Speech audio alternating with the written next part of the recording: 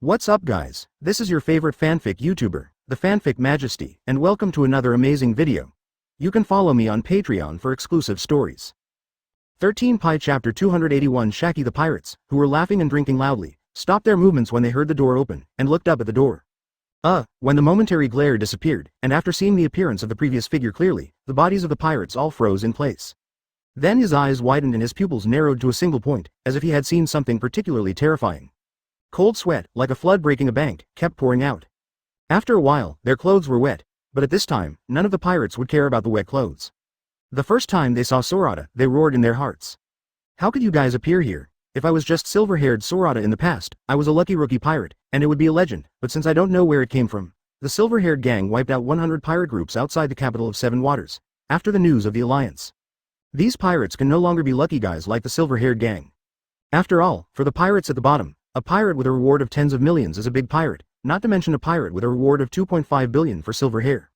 So as the news spread more and more widely during this period, Sorata and his gang were gradually remembered by all the pirates.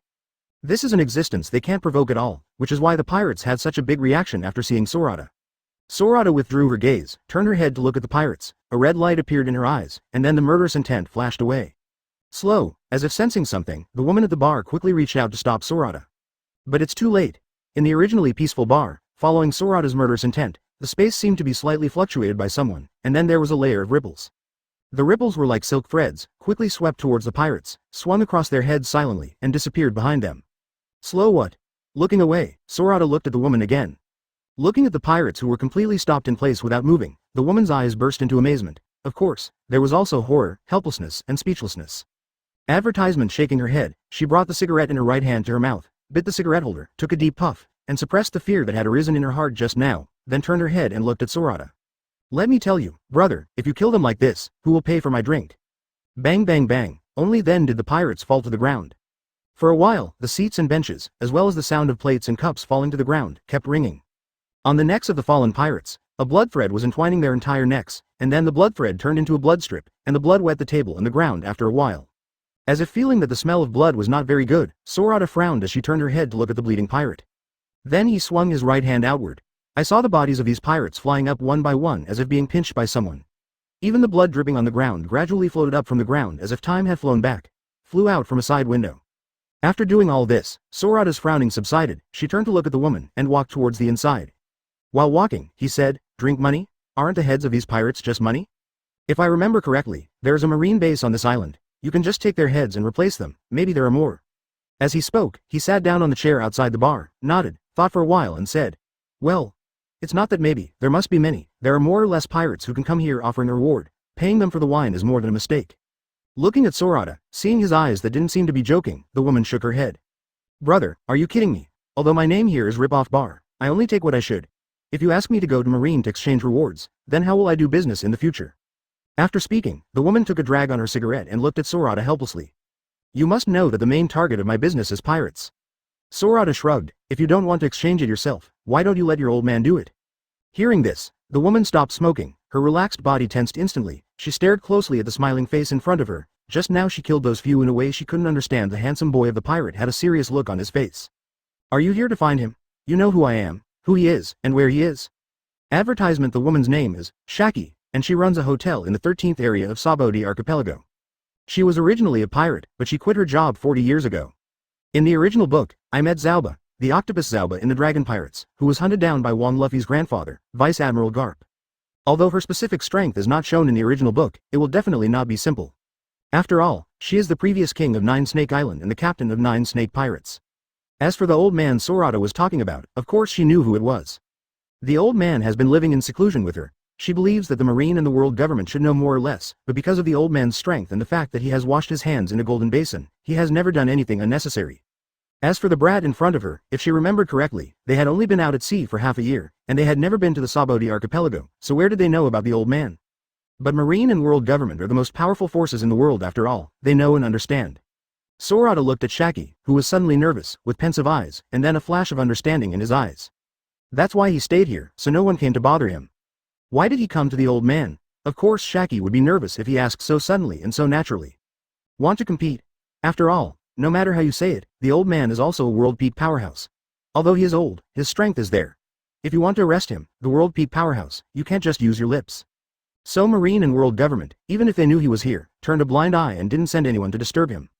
He is a time traveler, of course he knows Shaggy, and he knows that the right hand of One Piece, Pluton Rayleigh, has been staying here after One Piece died. It's no wonder she was thinking too much and being nervous. Or something else. But other people don't know, and it was because she knew that she was so dignified. Others don't know the horror of the kid in front of them. How can an old man like her not know? You must know that the smiling kid in front of him, without the slightest trace of aura, is the real world peak powerhouse who can kill the Golden Lion Shiki and fight against Admiral.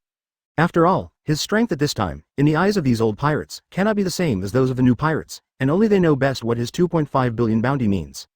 Chapter 282 Wine from West Blue, haha. Thinking of this, Sorata smiled slightly. Shaggy. After thinking for a while, he said again, I'll call you Shaggy. Although I hate pirates, I only hate evil pirates, so you don't have to be nervous. He paused slightly at this point, then smiled and said, I do know you, and I know that Pluton Rayleigh has lived here in seclusion for more than 20 years, but I don't have any malicious intentions, and I just happened to land here, so I just wanted to meet you.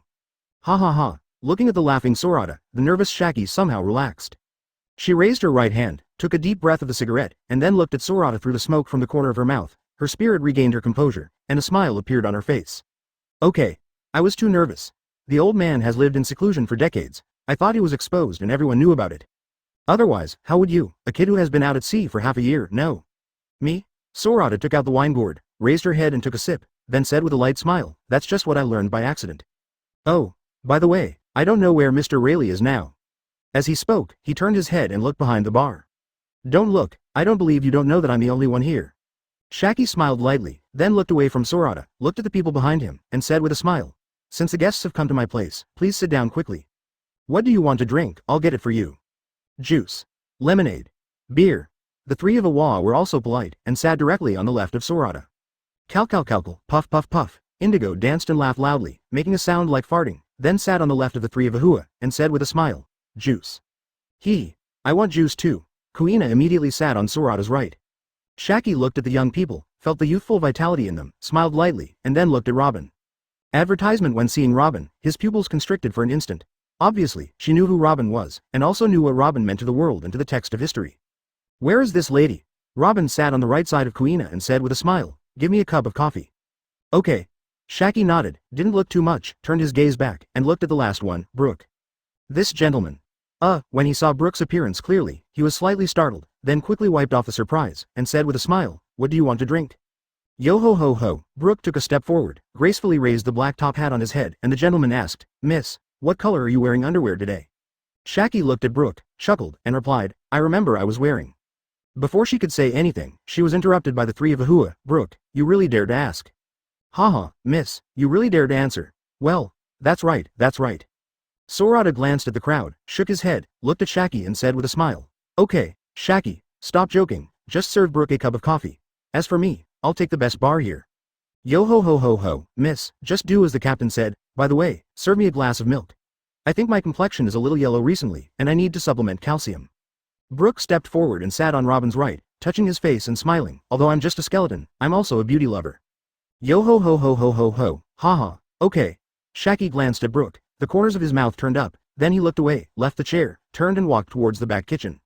By the way, Sorata, you were talking to this. Kuina didn't know how to address Shaggy for a moment, so she simply followed Sorata and said, what does this Shaggy say? Do you really know her? And that? Is Pluton Rayleigh, the right hand of One Piece, really here? They heard the question and answer between Sorata and Shaggy just now, and they had a lot of doubts in their hearts, so now they saw that Shaggy went in to prepare drinks for them, so they asked. Sorata put the wine gourd on the bar in front of him, turned his head to look at the curious Kuina, and then glanced at his friends who were all looking at him with curious eyes. He smiled faintly, all you need to know is that Shaggy is a bar owner, and Pluton Rayleigh is an old man who lives here. So Pluton Rayleigh is really here? Advertisement. Ahua pushed the frame and said excitedly, this is a legendary figure. What about the legend? Sorata withdrew her gaze, shook her head, picked up the wine gourd, raised her head and took a sip, and said with a light smile, it's not like you haven't seen the Golden Lion of East Blue, isn't it, the legendary pirate? The three of Ahua and Kuina thought about it. That's right, it's not like they haven't seen it before. Thinking about it now, they still remember how helpless they were when they faced the Golden Lion. Even though their strength has improved a lot now, except for Kuina, the three of them may still be the same when facing the Golden Lion. Not right. At that time, the Golden Lion was seen from a distance, and they had no close contact at all, but here, they can get close contact with the legend. Thinking of this, they looked at Sorata excitedly. Okay. Really? He laughed and said, if I'm not mistaken, Rayleigh should be in the slave auction now. It was the drink that the stubborn old marine, whom he admired, liked to drink. West Blue's wine. After smelling the wine in your wine gourd, I know that you have good wine in it, better than the wine here, so I won't make a fool of myself. Although this bottle of wine is not as good as your wine, the wine in the gourd has a mellow aroma, but it is indeed a very famous wine in this world. Withdrawing her gaze, she picked up the juice, beer, and coffee on the tray and distributed them to everyone one by one. He seems to have seen this bottle before. West Blue wine? The first, is it true? Was asked by the three of Ahua, and the second, is it true? Was asked by Shaki, who came out of the back kitchen with a tray. She puts an emphasis on the spirits. Oh, I remembered. Known as the most hockey wine in the sea, spirits. Shaki stepped forward slowly, put the tray on the bar, and took a deep look at the smiling Sorata. As if sensing the curiosity and excitement of his partners, Sorata shook his head and said with a smile. Rayleigh is not here now, we will look for it later, I think I know where he is. Then he bent down, took out a bottle of blue wine with fireworks pattern from under the bar, straightened up and put it on the bar, and pushed it in front of Sorata. Really? Haha, spirits? It's certainly possible where? Sorata glanced at the three of Awa whose eyes were shining brightly, and then looked at Shaki who was standing at the door of the back kitchen, staring at him suspiciously. Sorata looked at the wine bottle in front of him, a thought flashed in his eyes. Chapter 283 Just curious. Thanks. Pick up the bottle. With a bang, he pried off the bottle cap with his thumb, without hesitation, raised his head and took a big gulp. Gurgling, the entrance of the spirits is like a ball of fire, flowing down the mouth, passing through the throat, and falling into the stomach. Then the river was overwhelmed, and the strength of alcohol instantly flooded the whole body. Boom, putting down the wine bottle, Sorata exhaled a strong breath of alcohol, and laughed loudly. Ha, good wine. He likes this strong drink. Although Sky Island's wine and bath wine, or the wines on other islands, are all good, but the spirit he likes is missing. He still remembered the small bottle of wine that the old man in the old tavern sold him on East Blue, the island where he met the Golden Lion. It was the strongest, best wine he had ever had. The bottle in his hand now, although not as mellow as that bottle of wine, but just being strong is enough to make him happy. Shaki looked at Sorata who took a big sip, but his cheeks were slightly flushed, and he recovered in an instant. Seeing that he really liked him, he also smiled. Nice, you love it. After speaking, he took out the cigarette case from under the bar, shook out a cigarette and put it in his mouth, then took out the lighter, and ignited it with a crack. After lighting the cigarette, she shook the fire extinguisher, put down the lighter, took a deep breath of the cigarette, and then left her mouth with the cigarette in her right hand. Exhaling the smoke gracefully, he looked at Sorata again. Tell me, how did you know that Rayleigh was here, and how did you know that he was at the slave auction? Sorata didn't answer Shaki, but picked up the wine bottle in front of her, and instead of taking a big gulp like the first sip, she took a shallow sip. After putting down the wine bottle, he said, I met a doctor in Schwanzixia. Doctors? Okay. Sorata nodded. His name is Crocus. Crocus. Shaki paused slightly, then took a drag on his cigarette. Is he all right? Of course she knew who Crocus was, although they hadn't met a few times, but she still knew that Crocus was Roger's ship's doctor. I just didn't expect this guy to hide in the Twin Gorges. Advertisement. You must know that there's the entrance to the world, and if it is hidden there, isn't he afraid that the Marine and world government will discover it? If the world government doesn't even spare Tom, who built Roger's ship, can he, the doctor who treats Roger, be spared? Shaking his head, Shaki didn't know what to think of Crocus either. In fact, she didn't know that the world government didn't want to let go of Tom, but didn't let go of the Pluton design on Tom. If there is no Pluton blueprint, it is really impossible for the world government to embarrass a shipbuilder, and a shipbuilder who has built a sea train. As for Crocus, in fact, before he boarded Roger's ship, he was the lighthouse keeper of Twin Gorges, and he boarded Roger's ship only to find the Rumba pirates. That guy is a doctor, just like Indigo. He doesn't even offer a bounty, and his strength is low. Why is the world government embarrassing him? Good. Thinking of Crocus, Sorata thought of Laboon, with a hint of nostalgia in his eyes, and smiled. The old man reads the newspaper every day and basks in the sun. It's good. Okay. Shaki nodded. She didn't know Crocus well and didn't ask much. Then she seemed to think of something, looked up at Sorata, and asked, even if you've seen Crocus, you can't know that Rayleigh is here. He doesn't know these things. Indeed, he didn't tell me. Sorata nodded slightly, took a sip from the wine bottle, and said with a smile, I said I knew it from a dream. Do you believe it? Shaki froze in place, looked at Sorata, and said speechlessly, Little brat, let it be if you don't want to say it. Don't make such childish jokes. After she finished speaking, she shook her head, raised her right hand and took a deep breath of the cigarette. Forget it, I won't ask. If you want to find Rayleigh, go find him. Ha. Sorata looked at Shaki. Vivi smiled, and then asked, Yes, Shaki. What? I know you have a lot of information. Can you tell me that there are celestial dragons on the island now? As far as he knows, the Sabodi archipelago is equivalent to the celestial dragon's back garden, and they often come down. To be honest, apart from Carterus, he has never seen what real celestial dragons look like. So very curious. Advertisement him. Just curious. Celestial dragons? Shaki looked at Sorata with a smile on his face. The smile on his face disappeared, and he said solemnly, "Little devil, can I know that you want news about celestial dragons? What is your purpose?" Curious. Shaki took a deep look at Sorata, then looked away with a cigarette in his mouth, bent down and found a piece of paper from the bar, glanced at the content on the paper, and handed it to Sorata. "Although I don't know why you want the news of celestial dragons, but since you want it, I'll give it to you, but it's agreed, the price is not cheap." Understood. Sorata took the slip of paper indifferently, looked down, and saw that it said, "This morning, Kedemu Sheng took the slaves down to the Sabodi archipelago, and is now near the 9th Street, heading towards the slave auction." Looking at the time, it was 2 hours ago. Yes, Shaki is not only the owner of the bar, but also an information dealer. Holy Kedemu. Putting down the paper, Sorata picked up the wine bottle, raised his head and took a sip, then rubbed his right hand against his chin. "I have no impression. Another new celestial dragons. Also, after all, there are as many as 19 celestial dragons races, even if the Don Quixote family, that is, the Doflamingo family, is excluded, there are still as many as 18. Not right. The Don Quixote family, he remembers that there seems to be a celestial dragons, also called Don Quixote, who was rescued by the princess, Odahime, of the Fishmen Island. But he forgot the exact name. Then the celestial dragons family should still have 19 branches. That's right, it's been 800 years. Even though each of these families had only a few members 800 years ago, after 800 years of reproduction, they have split into countless people. It seems that the Holy Land Marijoy, the houses there are not for viewing, they should all be inhabited. And with the scale of Marijoy, it is obvious that the group of celestial dragons has long multiplied to the point of pervading the entire Marijoy. And why there are so few celestial dragons in the original work, of course, is that the manga sees Kakuzu on the protagonist group. The perspective of the protagonist group is only a part of the world.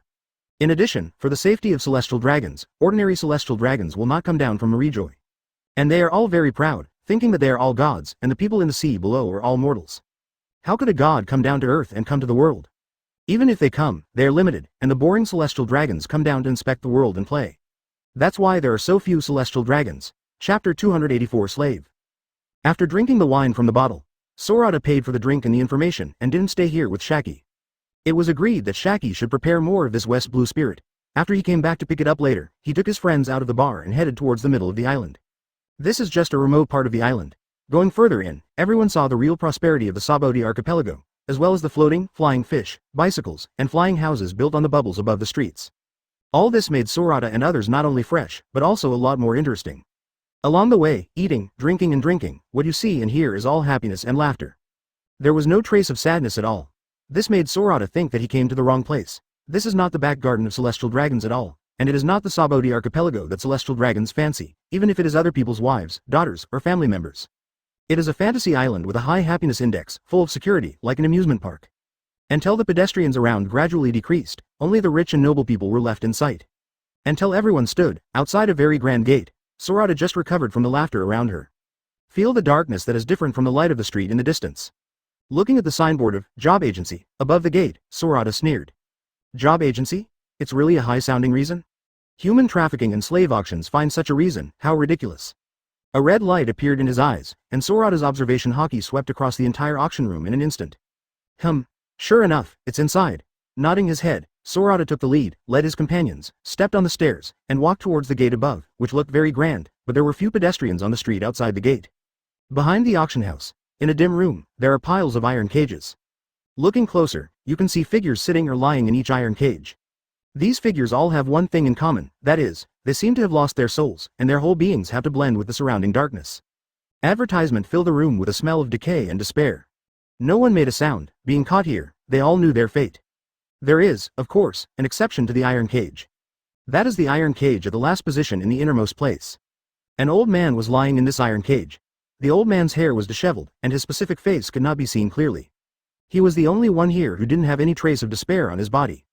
The old man smelled of alcohol, as if this was not a slave auction house, but his home, snoring loudly. The thunderous snoring sound was especially harsh in this dim room. But the people here are all numb and desperate about life, so naturally no one came out to disturb the old man's deep sleep. But at this moment, the snoring sound seemed to be stuck suddenly and stopped abruptly.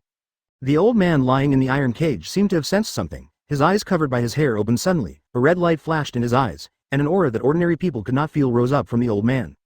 Then it seemed as if nothing had happened, and the old man's sober eyes instantly became hazy, as if the flash of momentum just now was a dazzle. If it wasn't for the old man no longer snoring loudly, if it wasn't for the smile on the corner of his mouth, no one would have thought that this drunk and unconscious old man who was picked up and dragged here would also be sober, or as if when the momentum of a tiger is like a tiger. There was no more grunting, and the dim room was completely replaced by despair. At this moment, the door of the room creaked and opened from the outside. A few men in suits came in, and if it wasn't for the slave market, they would look like elite white-collar men. Several men looked at the iron cage in the room and at the people in the iron cage with extremely indifferent eyes, as if they were not looking at the same kind, but pigs waiting to be slaughtered. Looking at each other without speaking, they lifted an iron cage tacitly and walked outside. And the outside separated from this wall. After going out the door and walking through a long aisle, the light came on, and it was no longer as dim as that room. At the end of the passage is an upward ladder, and there is a layer of curtain on the ladder. When you arrive here, you can clearly hear the countless cheers outside the curtain. And the greed in that voice made the girl in the iron cage numb, and even the desperate girl had other emotions for the first time. Fear. No matter how desperate she is still human, facing an unknown fate, even if she knows what she will face next. The mood of being bought and sold as an item has no hope, and there is only fear and fear of the future. Biting her lips tightly, even if her lips were bitten, even if her mouth was filled with the smell of blood, the girl did not make a sound. Dare not. Because before they were locked in iron cages and transported here, they went through various selections, and she didn't know what would happen to those who didn't qualify for the auction. Anyway, she had never seen them again, so no matter how frightened she was, she didn't dare to make a sound. This made her look even more pitiful. Advertisement. Wow, the curtains are drawn. The light passed through the door opening and fell on the iron cage for the first time, falling on the girl inside the iron cage. But instead of feeling the warmth, she subconsciously narrowed her eyes, trembled all over, and curled up even tighter. The two people who came in were wearing pointed black top hats and identical waiter costumes, but they were both strong men. They looked like tumblers, and they were full of humor at first glance. They looked at the girl in the iron cage, dressed in Gothic style, like a princess. No, she was the girl who was a princess. Her eyes lit up. Barry. Yes, as if they saw Barry in their eyes. The man on the left withdrew his gaze and nodded to the men in suits carrying the iron cage. Okay, leave it to us. As he spoke, he exchanged glances with another man, took the key from a man in a suit, and bent down to open the iron chain. Then he picked up the iron chain in the iron chain, and Vivi pulled the woman out of the iron chain like a dog. The woman didn't want to come out, but the remaining rationality told her that bad things might happen if she didn't come out, so she didn't dare to resist, and could only be led by someone full of humiliation, and walked towards the lighted door in front. This moment seems to be elongated. The light revealed from the door is not the light leading to hope, but the darkness leading to hell. The strong fear made the girl walk more slowly, and her body trembled more violently. But the iron chain around her neck seemed to be embedded in her soul. Even if she didn't want to, she had to follow the chain up. As the distance drew closer, passionate voices gradually came from outside. Of course there are countless cheers. And these voices, in the girl's ears, are no less than the devil's roar. Hi everyone, this time we have also prepared a lot of high-quality slaves for you. Today there will be super hot products dedicated to you. I sincerely wish you all the best possible slaves you can buy. Okay, let's stop talking nonsense. Wearing an orange-yellow bowler hat and a blue-purple costume, the thin old man with a hammer in his hand, who is also the auctioneer of this auction, enthusiastically turned around and pointed to the right. Look, this is our first product, the little princess from the kingdom of Kokurudo in New World. Kokurudo Faiso. Just then, the two men led the girl onto the stage. At the same time, the door of the auction house was pushed open, and Sorata walked in with her friends. Chapter 285 Garp's Surprise. Naval Headquarters. Mary Ford. Marshal's office. Kacha. Marine's cloak of justice was casually thrown on the sofa beside him, and Mr. Garp, who was lazily lying on the other sofa, was holding a bag of senbei leisurely, and took out a senbei from the bag with his right hand from time to time, slowly eating. In the desk in the middle, Sengoku, who was looking at the documents, frowned slightly when he heard the clicking sound coming from his ears. After holding back for a while, he couldn't help it, stood up angrily, pushed the chair away, and walked towards Garp. As if knowing what was going to happen next, Garp glanced at Sengoku and hurriedly raised the bag, wanting to finish the senbei in one bite. But Sengoku, who was still behind the desk just now, suddenly appeared in front of Garp as if he had teleported, and his tall figure instantly enveloped Garp in his shadow. He quickly reached out and snatched the senbei bag from Garp's hand. Lift your head, open your mouth, pour the senbei, all done in one go. It's as if this set of movements has been practiced many times. My senbei. Garp raised his head, looked at Sengoku, and shouted out his hand. The voice was full of despair and helplessness. It's as if Sengoku didn't grab the senbei, but his life. Click click click click. Sengoku closed his mouth, his cheeks fluttered, and he chewed the senbei in his mouth in a few strokes, then his throat slipped, and he swallowed the senbei in his mouth. Then he lowered his head and threw the empty bag in his hand to Garp. Is this your senbei? This is my senbei. Looking at Sengoku, who was flushed with excitement, Garp took the bag slowly, withdrew his hand, and threw it into the trash can beside him. Then he whispered. What's yours and mine? Your senbei is mine. Really, decades have passed, and they are still divided like this. What did you say? Nothing. Garp waved his hand, stretched his whole body, then leaned back on the sofa, raised his right hand, stretched out his little finger to pick his nose, looked at Sengoku and said with a smile. Advertisement, I've been in New World recently. I heard that the silver-haired kid killed K-Lock doll. After a long time, his bounty increased. That's not about K-Lock doll. Tell me, what happened? What's the matter? Sengoku glanced at Garp, and the feigned anger disappeared. He shook his head helplessly at Garp, turned around, and walked back to his desk. Sitting on the chair behind the desk, he pondered for a moment and said, the silver-haired girl killed Carteris, and the blue-haired, that is, the little girl Kuina ate Thunderfruit, and she was on par with Kuzan. Garp stopped, turned his head, and looked at Sengoku with a surprised face. Carteris? The old man in the Holy Land Marijoy who hasn't come out for decades. Sengoku, did I hear you right? As a marine hero, a representative of marine, although he is only a vice-admiral, no one regards him as a vice-admiral, whether it is marine, world government, or pirates. And the main reason why he doesn't want to be promoted to admiral is also very simple, he doesn't want to be tied down. Because once admiral is promoted, with his strength and reputation in marine, the world government will definitely allow him to guard the Holy Land Marijoy, and there will be no substitutions. And with his personality, how could he guard the Holy Land and celestial dragons? So in order to move freely and continue to fight against pirates on the sea, he refused to be promoted to admiral several times. Therefore, he is one of the few people in marine who knows the existence of Carteris. Now that he knew Carteris, he knew how powerful this one was, who was different from other celestial dragons. That's why he was so surprised that Sorata, the brat, killed Carteris. Even for him, it would be difficult to defeat Carteris. What's more, kill it. You must know that the battle between the top powerhouses cannot be decided in a short time, and if one side wants to leave, the other side can't stop it. What? As if thinking of something, enlightenment appeared on his face. Others can't stop him, but with that brat Sorata's free will and teleportation, no one can escape in front of him. Especially the devil fruit ability, even if you want to jump into the sea to escape. But it's not right either. Garp thought for a while, and doubts appeared on his face again. He looked at Sengoku and asked, with Carter's strength, even if he can't escape, no matter how powerful that silver-haired kid is, it's impossible to end the battle in a short time, let alone it's still death. As long as there is time, the marine and world government will definitely support the past. Sengoku looked at Garp who was full of doubts, frowned slightly, and said solemnly, it's not that I don't want to support, but it's too late to support. Too late? Okay, advertisement. Sengoku nodded. I also learned about the specific battle from Kuzan. Anyway, Silverhair used an attack that he didn't know about and instantly killed Carteris, so he didn't have any support. Insta-kill? Garp stood up abruptly and looked at Sengoku with disbelief. Stop joking, Sengoku, you should know the strength of Carteris. Who in this world can kill him instantly? Instant kill, not defeat and then kill. Spike can only appear on two people whose strength gap is too large. If the silver-haired brat can kill Carteris in one shot, he might be able to kill him in one shot, Sengoku in one shot, and the current Marine 3 Admiral in one shot. Who else is his opponent in this world? With such strength, no wonder Garp was surprised. As for the fact that Kuina ate Thunderfruit and tied with Kuzan, it was not a big deal compared to Sorata killing Carteris. Sengoku looked at Garp, as if seeing him after he got the news.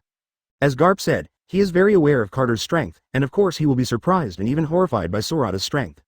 Even after such a long time, he still has lingering fears when he thinks back to how he felt when he first got the news. Fortunately, Sorata has traveled all the way, and the character she has shown is at least on the side of justice. If the brat Sorata was full of ambitions like the real pirates and inclined towards evil, then it would be enough for him to have a headache. Creak, at this moment, a marine soldier opened the door and walked in quickly. Hi Mr. Garp.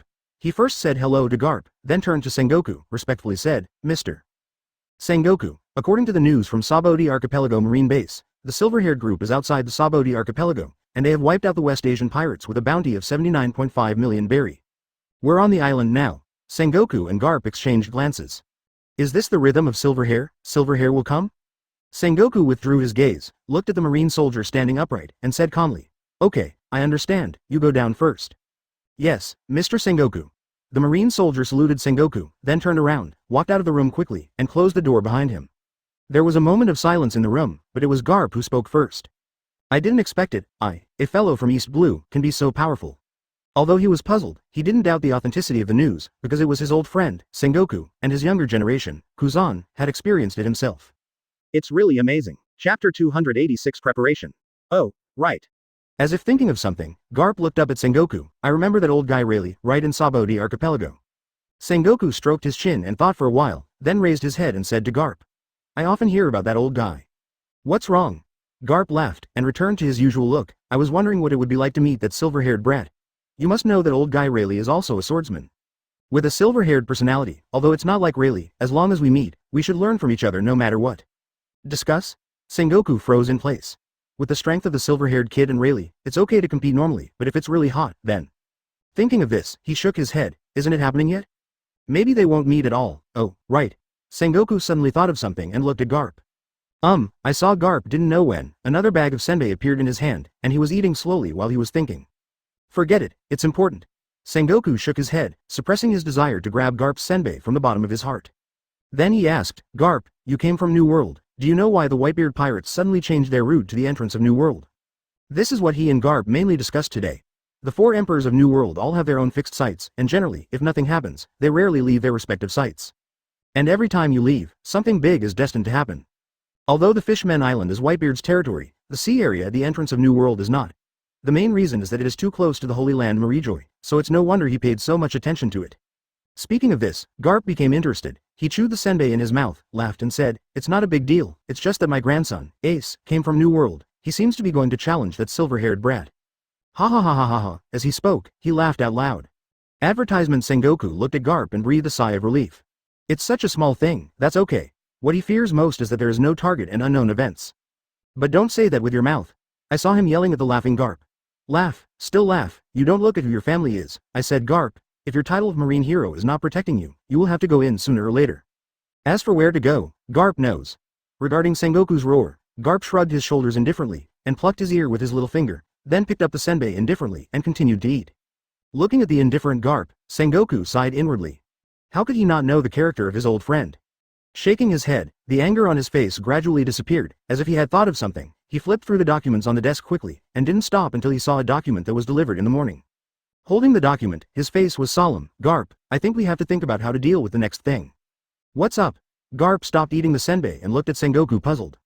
Raising the document in his hand, Sengoku said solemnly, a celestial dragon took down Marijoy this morning, and it is now in Sabodi Archipelago. Garp stuck. Although he hates celestial dragons, it doesn't mean he wants celestial dragons to die, and it's still in Sabodi Archipelago.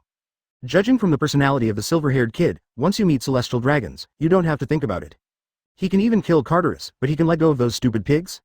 Hasn't this happened yet? After thinking about it, Garp said relaxedly. Besides, CP0 should be very aware of the strength of the silver-haired gang. As long as there is news about the silver-haired gang, they should send their master back to Marijoy as soon as possible. Okay. Sengoku nodded, agreed with Garp, but still said, even so, we'd better prepare.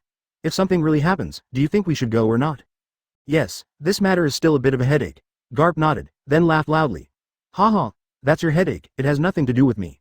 Sengoku looked at the laughing Garp and said angrily, don't forget, your grandson should be in Sabodi Archipelago by now. Advertisement, well, I know. Garp turned his head to look at Sengoku. With Silverhair's strength and personality, he shouldn't have a big conflict with Ace, don't worry about that. You are confident. Shaking his head, Sengoku put down the file in his hand and stood up from behind the desk. Seeing Sengoku standing up again, Garp quickly stuffed the senbei bag into his clothes on his chest, then crossed his arms and looked at Sengoku warily. Seeing that Garp was guarding him against something, Sengoku raised the corner of his mouth, with a sneer on his face, then he took out a bag of senbei from under the desk, glanced at Garp proudly, and then ate it while looking at him. Door to go. Sometimes it is said that, but what should be prepared is to be prepared. If something really happens at that time, he has no preparations at all, so it is not easy to explain to the world government. After all, the danger level of the silver-haired gang is no less than that of the 4 emperors. In terms of difficulty alone, it is even worse than 4 emperors. So he had to show the spirit of facing the 4 emperors to face Silverhair. Not to mention Rayleigh and Ace, not to mention that stupid pig celestial dragons. Sabodi Archipelago is too close to the Holy Land Marijoy, among other things, at least I have to inform the admirals. As for after the accident, who will go? Then they decide for themselves. In fact, there is no need to think about it, although it is close to the Sabodi Archipelago. But if you want to rush there quickly, there is only Paluzolino. Thinking of Paluzolino, thinking of his character, he couldn't help shaking his head. This guy is really fast, but sometimes he is too salty.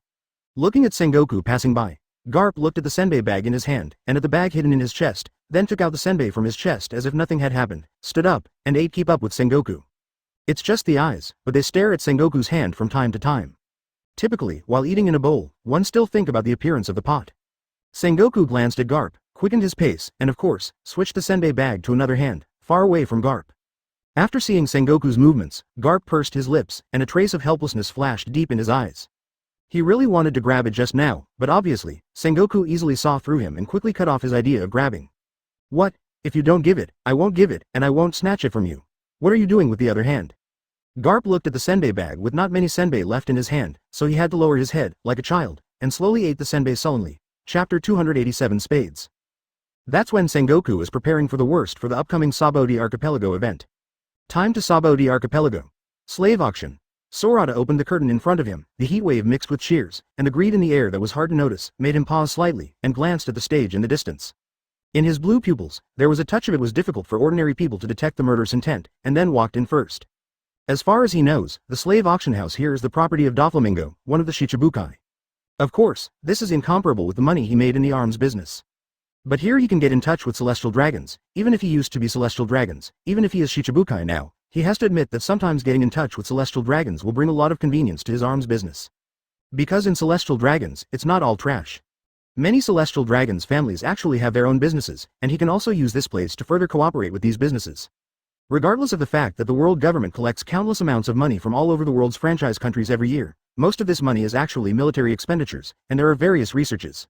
It is actually not much that is actually allocated to the celestial dragons. There is not much here and it is only relative to them. If the money is in the hands of ordinary people, it will be a monstrous wealth that they may not spend all their lives. If you want to lie flat, want to be unrestrained, and want to buy and sell slaves, the money is certainly enough.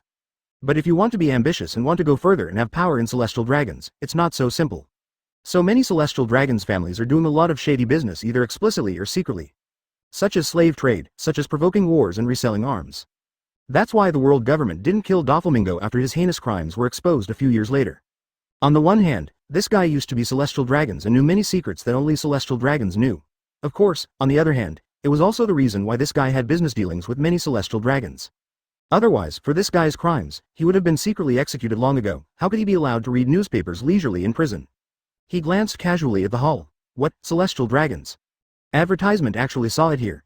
Looking at the obese man with a glass cover on his head sitting on a row of sofas that seemed to be set up alone in the middle, the corners of Sorata's mouth turned up, and there was a hint of sarcasm in his eyes. I don't know who will come to Marine this time, ha ha. He was thinking about his next opponent. There is also the world government. I don't know if there are any secret powerhouses. Guest, this way please. At this moment, the waiter leading the way came from the side, and stretched out his hand to signal Sorata and others to follow him. Withdrawing his gaze, and turning his head to look at the slightly nervous waiter, Sorata raised his foot and followed him to the middle row of empty seats on the right. After seeing Sorata and the others take their seats, the waiter hurriedly retreated cautiously and disappeared among the crowd. The waiters in these auction houses are all professionally trained. Of course he knew about the legendary pirate silver-haired Sorata who became famous in the sea during this period. He was startled when we first met, but it was his strong professional skills that allowed him to finish the work. After all, he was the receptionist, and celestial dragons had received him before.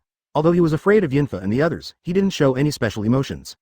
It's just that after this, he will report to the higher authorities. After all, the reward offered by the silver-haired gang is too scary. And there are celestial dragons. If something happens to celestial dragons here, none of them can escape.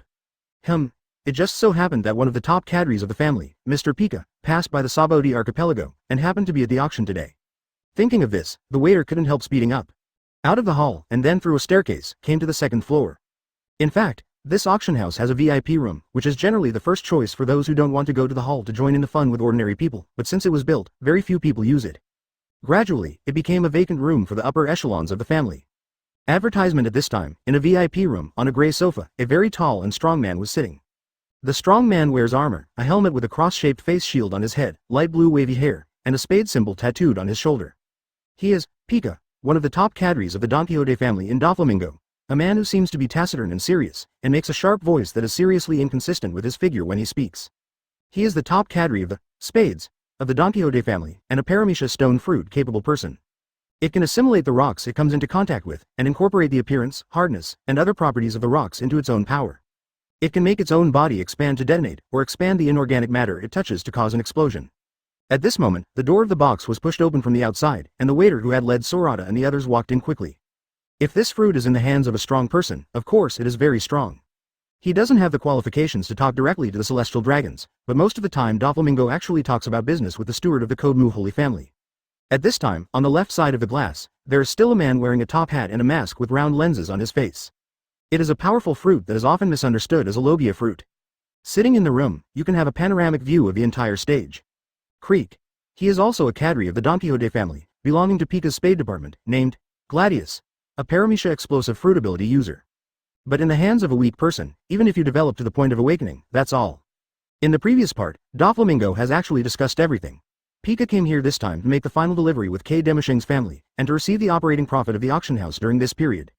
The waiter first glanced at Gladius, then walked up to Pika, knelt down in front of Pika, and quickly said, Master Pika, silver hair, the silver hair is below. They came here mainly to discuss with the celestial dragons below, Demu Sheng, and his family about the share of arms sales. Explosive fruit is strong if it is said to be strong, or weak if it is said to be weak. The scale and power of the fruit's explosion are directly proportional to the strength of the capable person.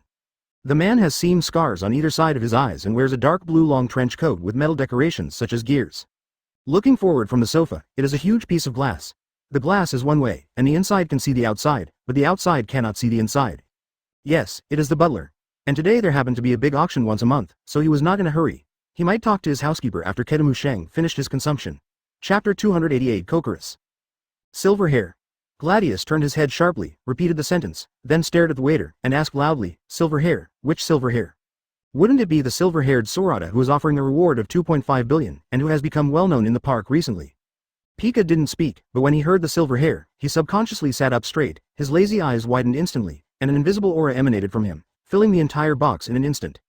The waiter's body trembled slightly, then nodded, and quickly replied, "It's that silver hair, it's not wrong. I just saw their new reward order a few days ago. The group of people below is exactly the same as the reward order.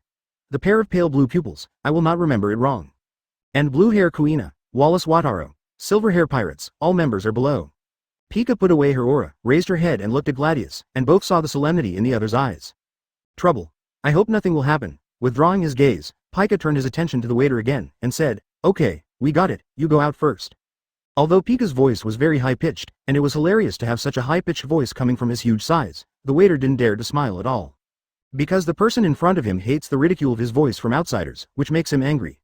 As for the consequences of the anger of the person in front of him, he was fortunate to have seen that scene, which made him have nightmares for several days, and he still has lingering fears. "Okay, Master Pika." The waiter nodded, moved his body, took a few steps back, then stood up, quickly walked out of the box, and closed the door. "Gladius." Pika looked at Gladius, and said in a solemn tone, "What should we do now? There's a celestial dragons down there. As for the silver-haired group, these Shichibukai's subordinates, who are not comparable to ordinary pirates, no more. Even if it's just the silver hair's 2.5 billion bounty, let them know that it's not something the two of them can provoke. They are not Lousy's #1 rookie pirates in the world." Gladius touched his chin and thought for a while, but couldn't think of any good way. Go down now and let Demu Sheng leave. Obviously impossible, that's celestial dragons, how could they listen to them? As for getting the silver-haired gang to leave and not to clash with the celestial dragons, they couldn't even do it.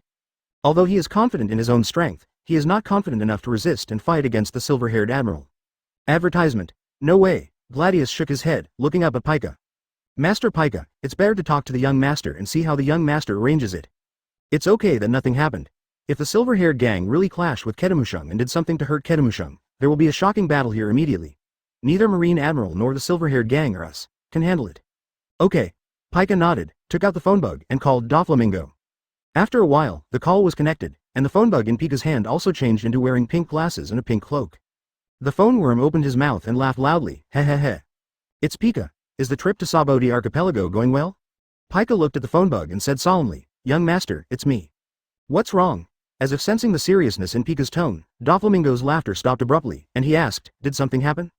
"Young master, I am at the auction house right now, and Demu Sheng is in the hall below." Doflamingo didn't say anything, he knew what was coming next was the point. Sure enough, he didn't keep him waiting, and Pika spoke directly. Silverhair Sorata's group is also down there." "Silverhair?" The phone bug's eyes sharpened instantly. "No need to introduce too much, as long as it is the world's top power, there is no one who does not know how powerful the silver-haired gang is. And he also knows one thing that only marine executives in the world government know, that is, the silver-haired Shichibukai killed not only Lokdar, that guy also killed Moria a few days ago.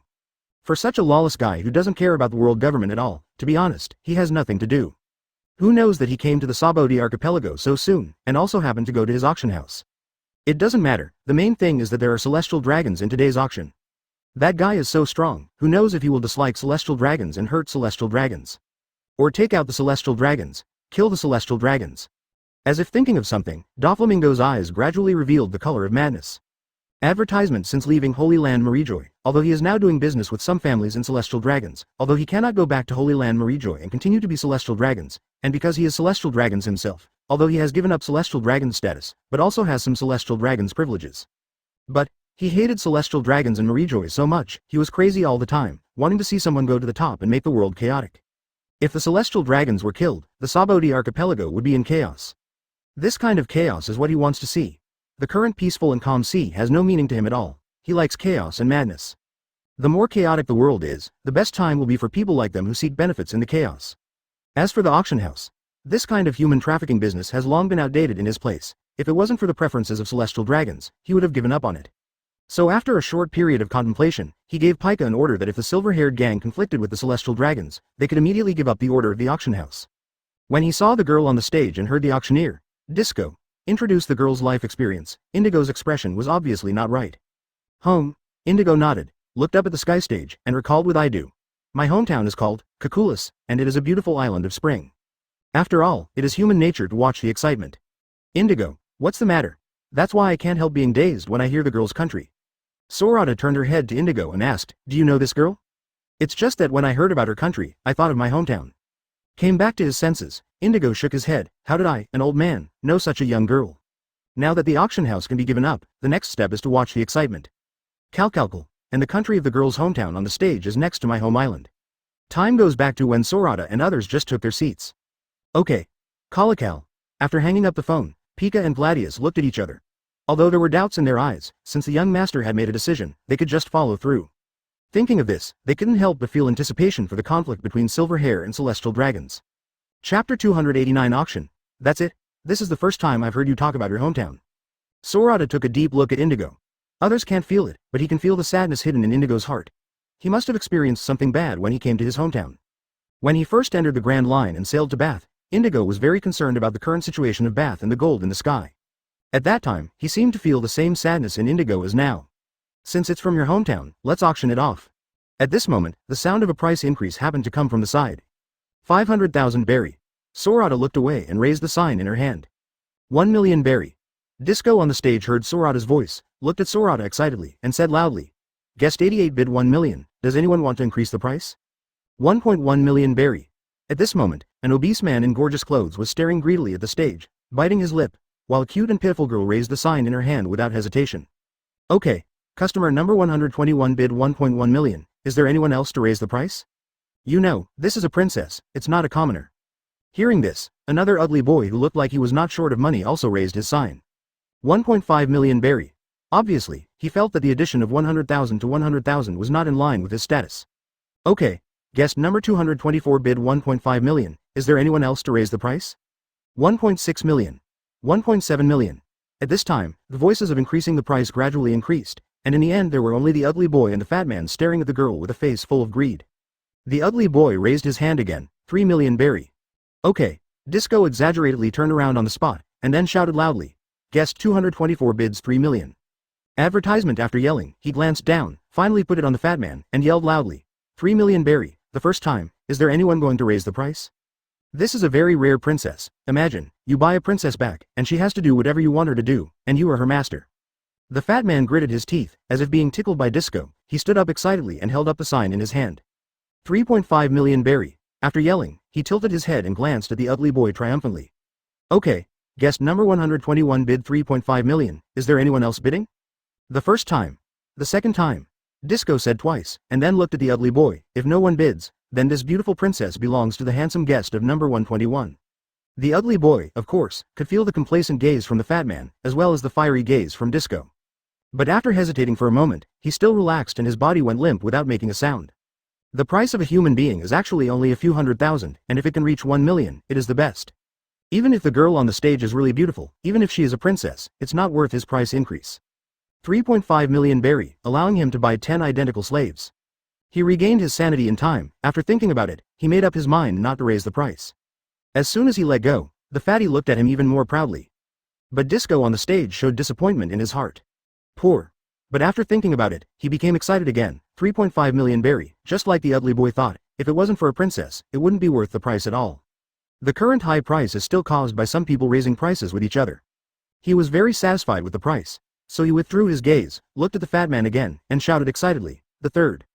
Just when he walked to the middle of the stage and was about to drop the hammer. 5 million berry.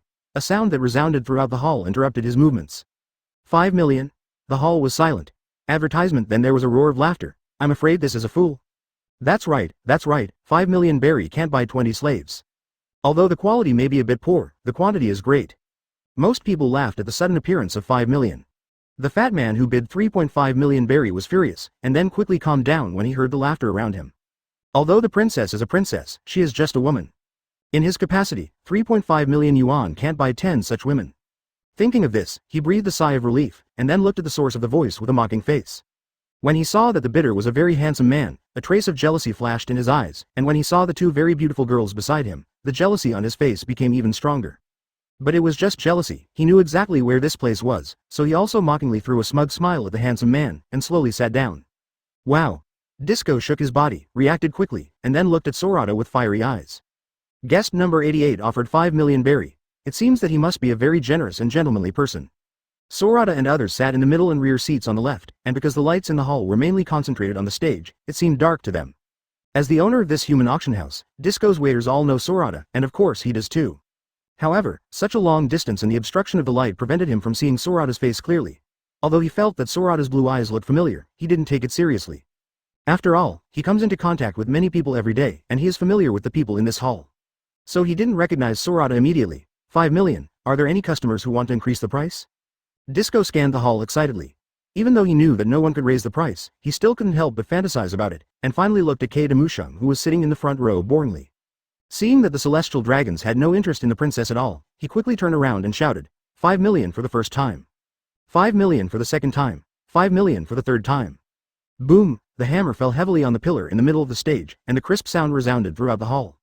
The sound reached Kokaludo Fiso's ears, like a huge bell ringing, making her body tremble. She knew that the rest of her life, with the sound of the hammer falling, was no longer her own. Okay, this beautiful princess is this handsome guest. Please go to the backstage to pay the bill after the auction is over. Chapter 290. Disco nodded to the two waiters, watching them pull the girl off the stage, and then another excited introduction. So what's our next item? As he spoke, he turned around excitedly. All right. At this moment, Kei Demusheng, who was sitting in the first row, obviously lost his patience. He yelled at the Disco on the stage, interrupting his circling. Hurry up and upload the real treasures. I don't want to see these defective products. Disco's circling movement stopped abruptly, and then he bent down and flattered Kei Demusheng.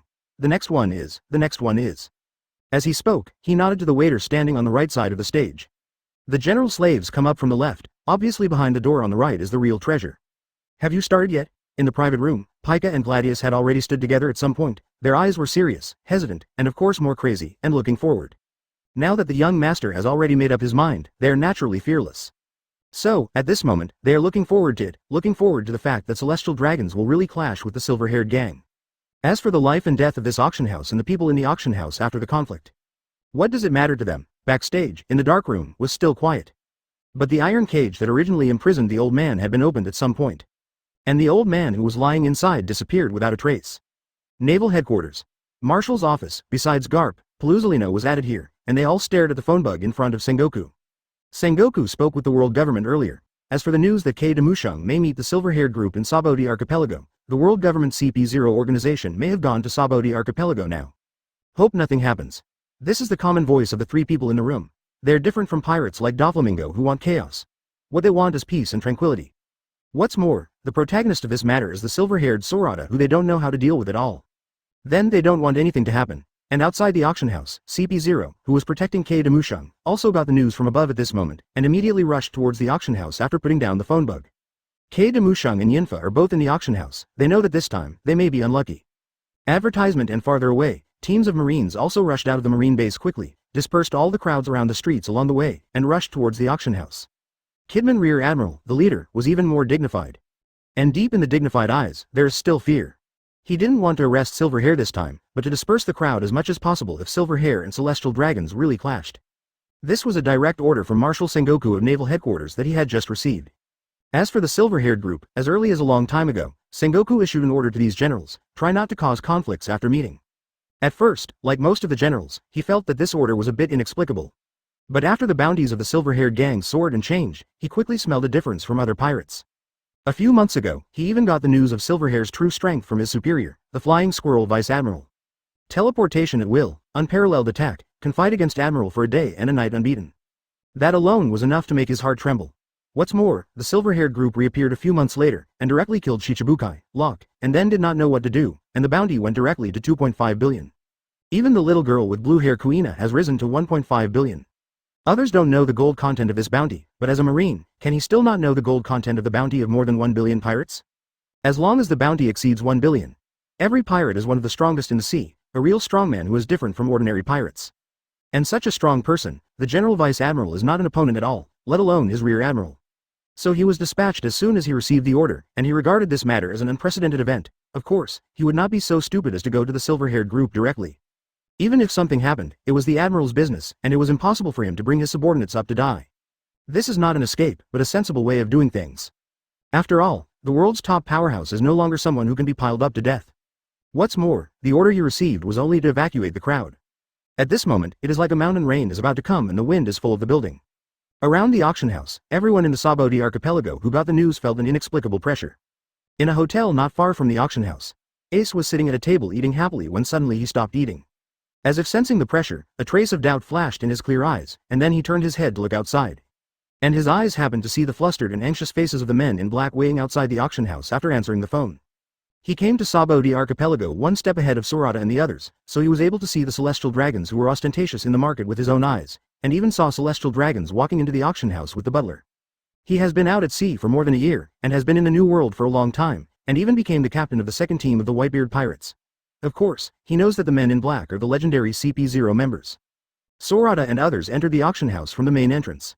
Advertisement in his side is another door of the auction house. So Ace didn't meet his target Sorata this time. These guys are CP0, what can make them panic? Ace chewed the meat in his mouth, thought for a while, then shook his head. Then there was a sudden bang, his head fell and landed on the plate in front of him.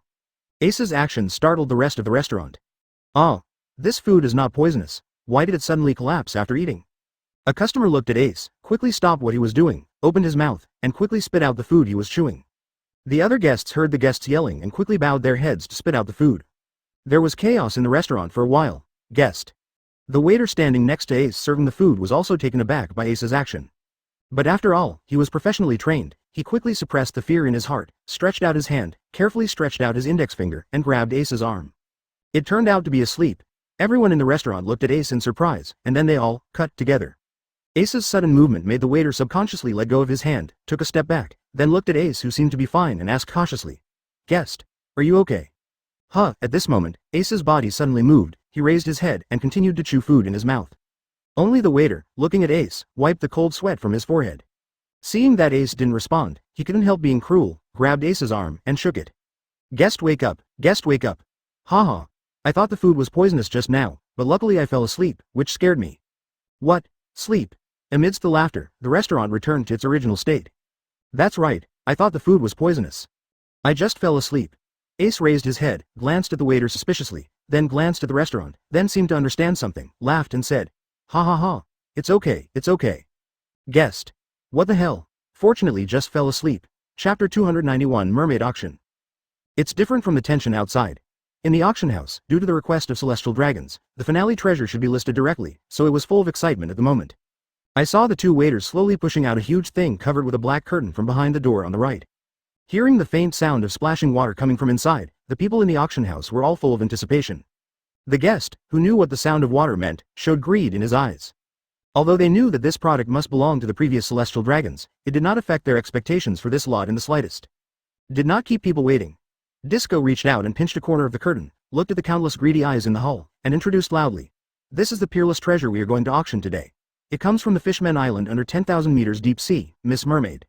As he spoke, he stretched his arms and pulled the curtain, revealing a huge glass fish tank on the trolley inside. Goo goo. When they saw what was in the fish tank with their own eyes, everyone in the hall swallowed their saliva in unison, and then their eyes glowed, revealing monstrous greed. Appeared. A real mermaid from the Fishman Island. This is the real best that can be met but not sought after. The hall was instantly filled with countless voices of discussion, full of wonder and undisguised greed. In the fish tank, a mermaid whose lower body was a fish body and upper body was a human body was shrinking into the innermost part of the fish tank with a terrified expression. The mermaid's lower body has blue scales, which reflect a dazzling blue light under the water light. The upper body is naked, with only 2 shells covering the chest. The whole body is white and tender, with blue blood vessels faintly visible. The smooth skin covered with water, the beautiful cyan hair on the top of the head like a waterfall, and the delicate face like a sculpture. All these are combined into a picture of a mermaid that only exists in a picture scroll. Let everyone who sees it feel greedy, except, of course, by Sorata et al. Is this a mermaid? Ahua pushed the frame of the mirror, widened his eyes, and looked better. It's really beautiful. It's really beautiful. Arlo nodded, but that's it, I don't like his tail. He said calmly, Yo ho ho ho, is this Miss Mermaid?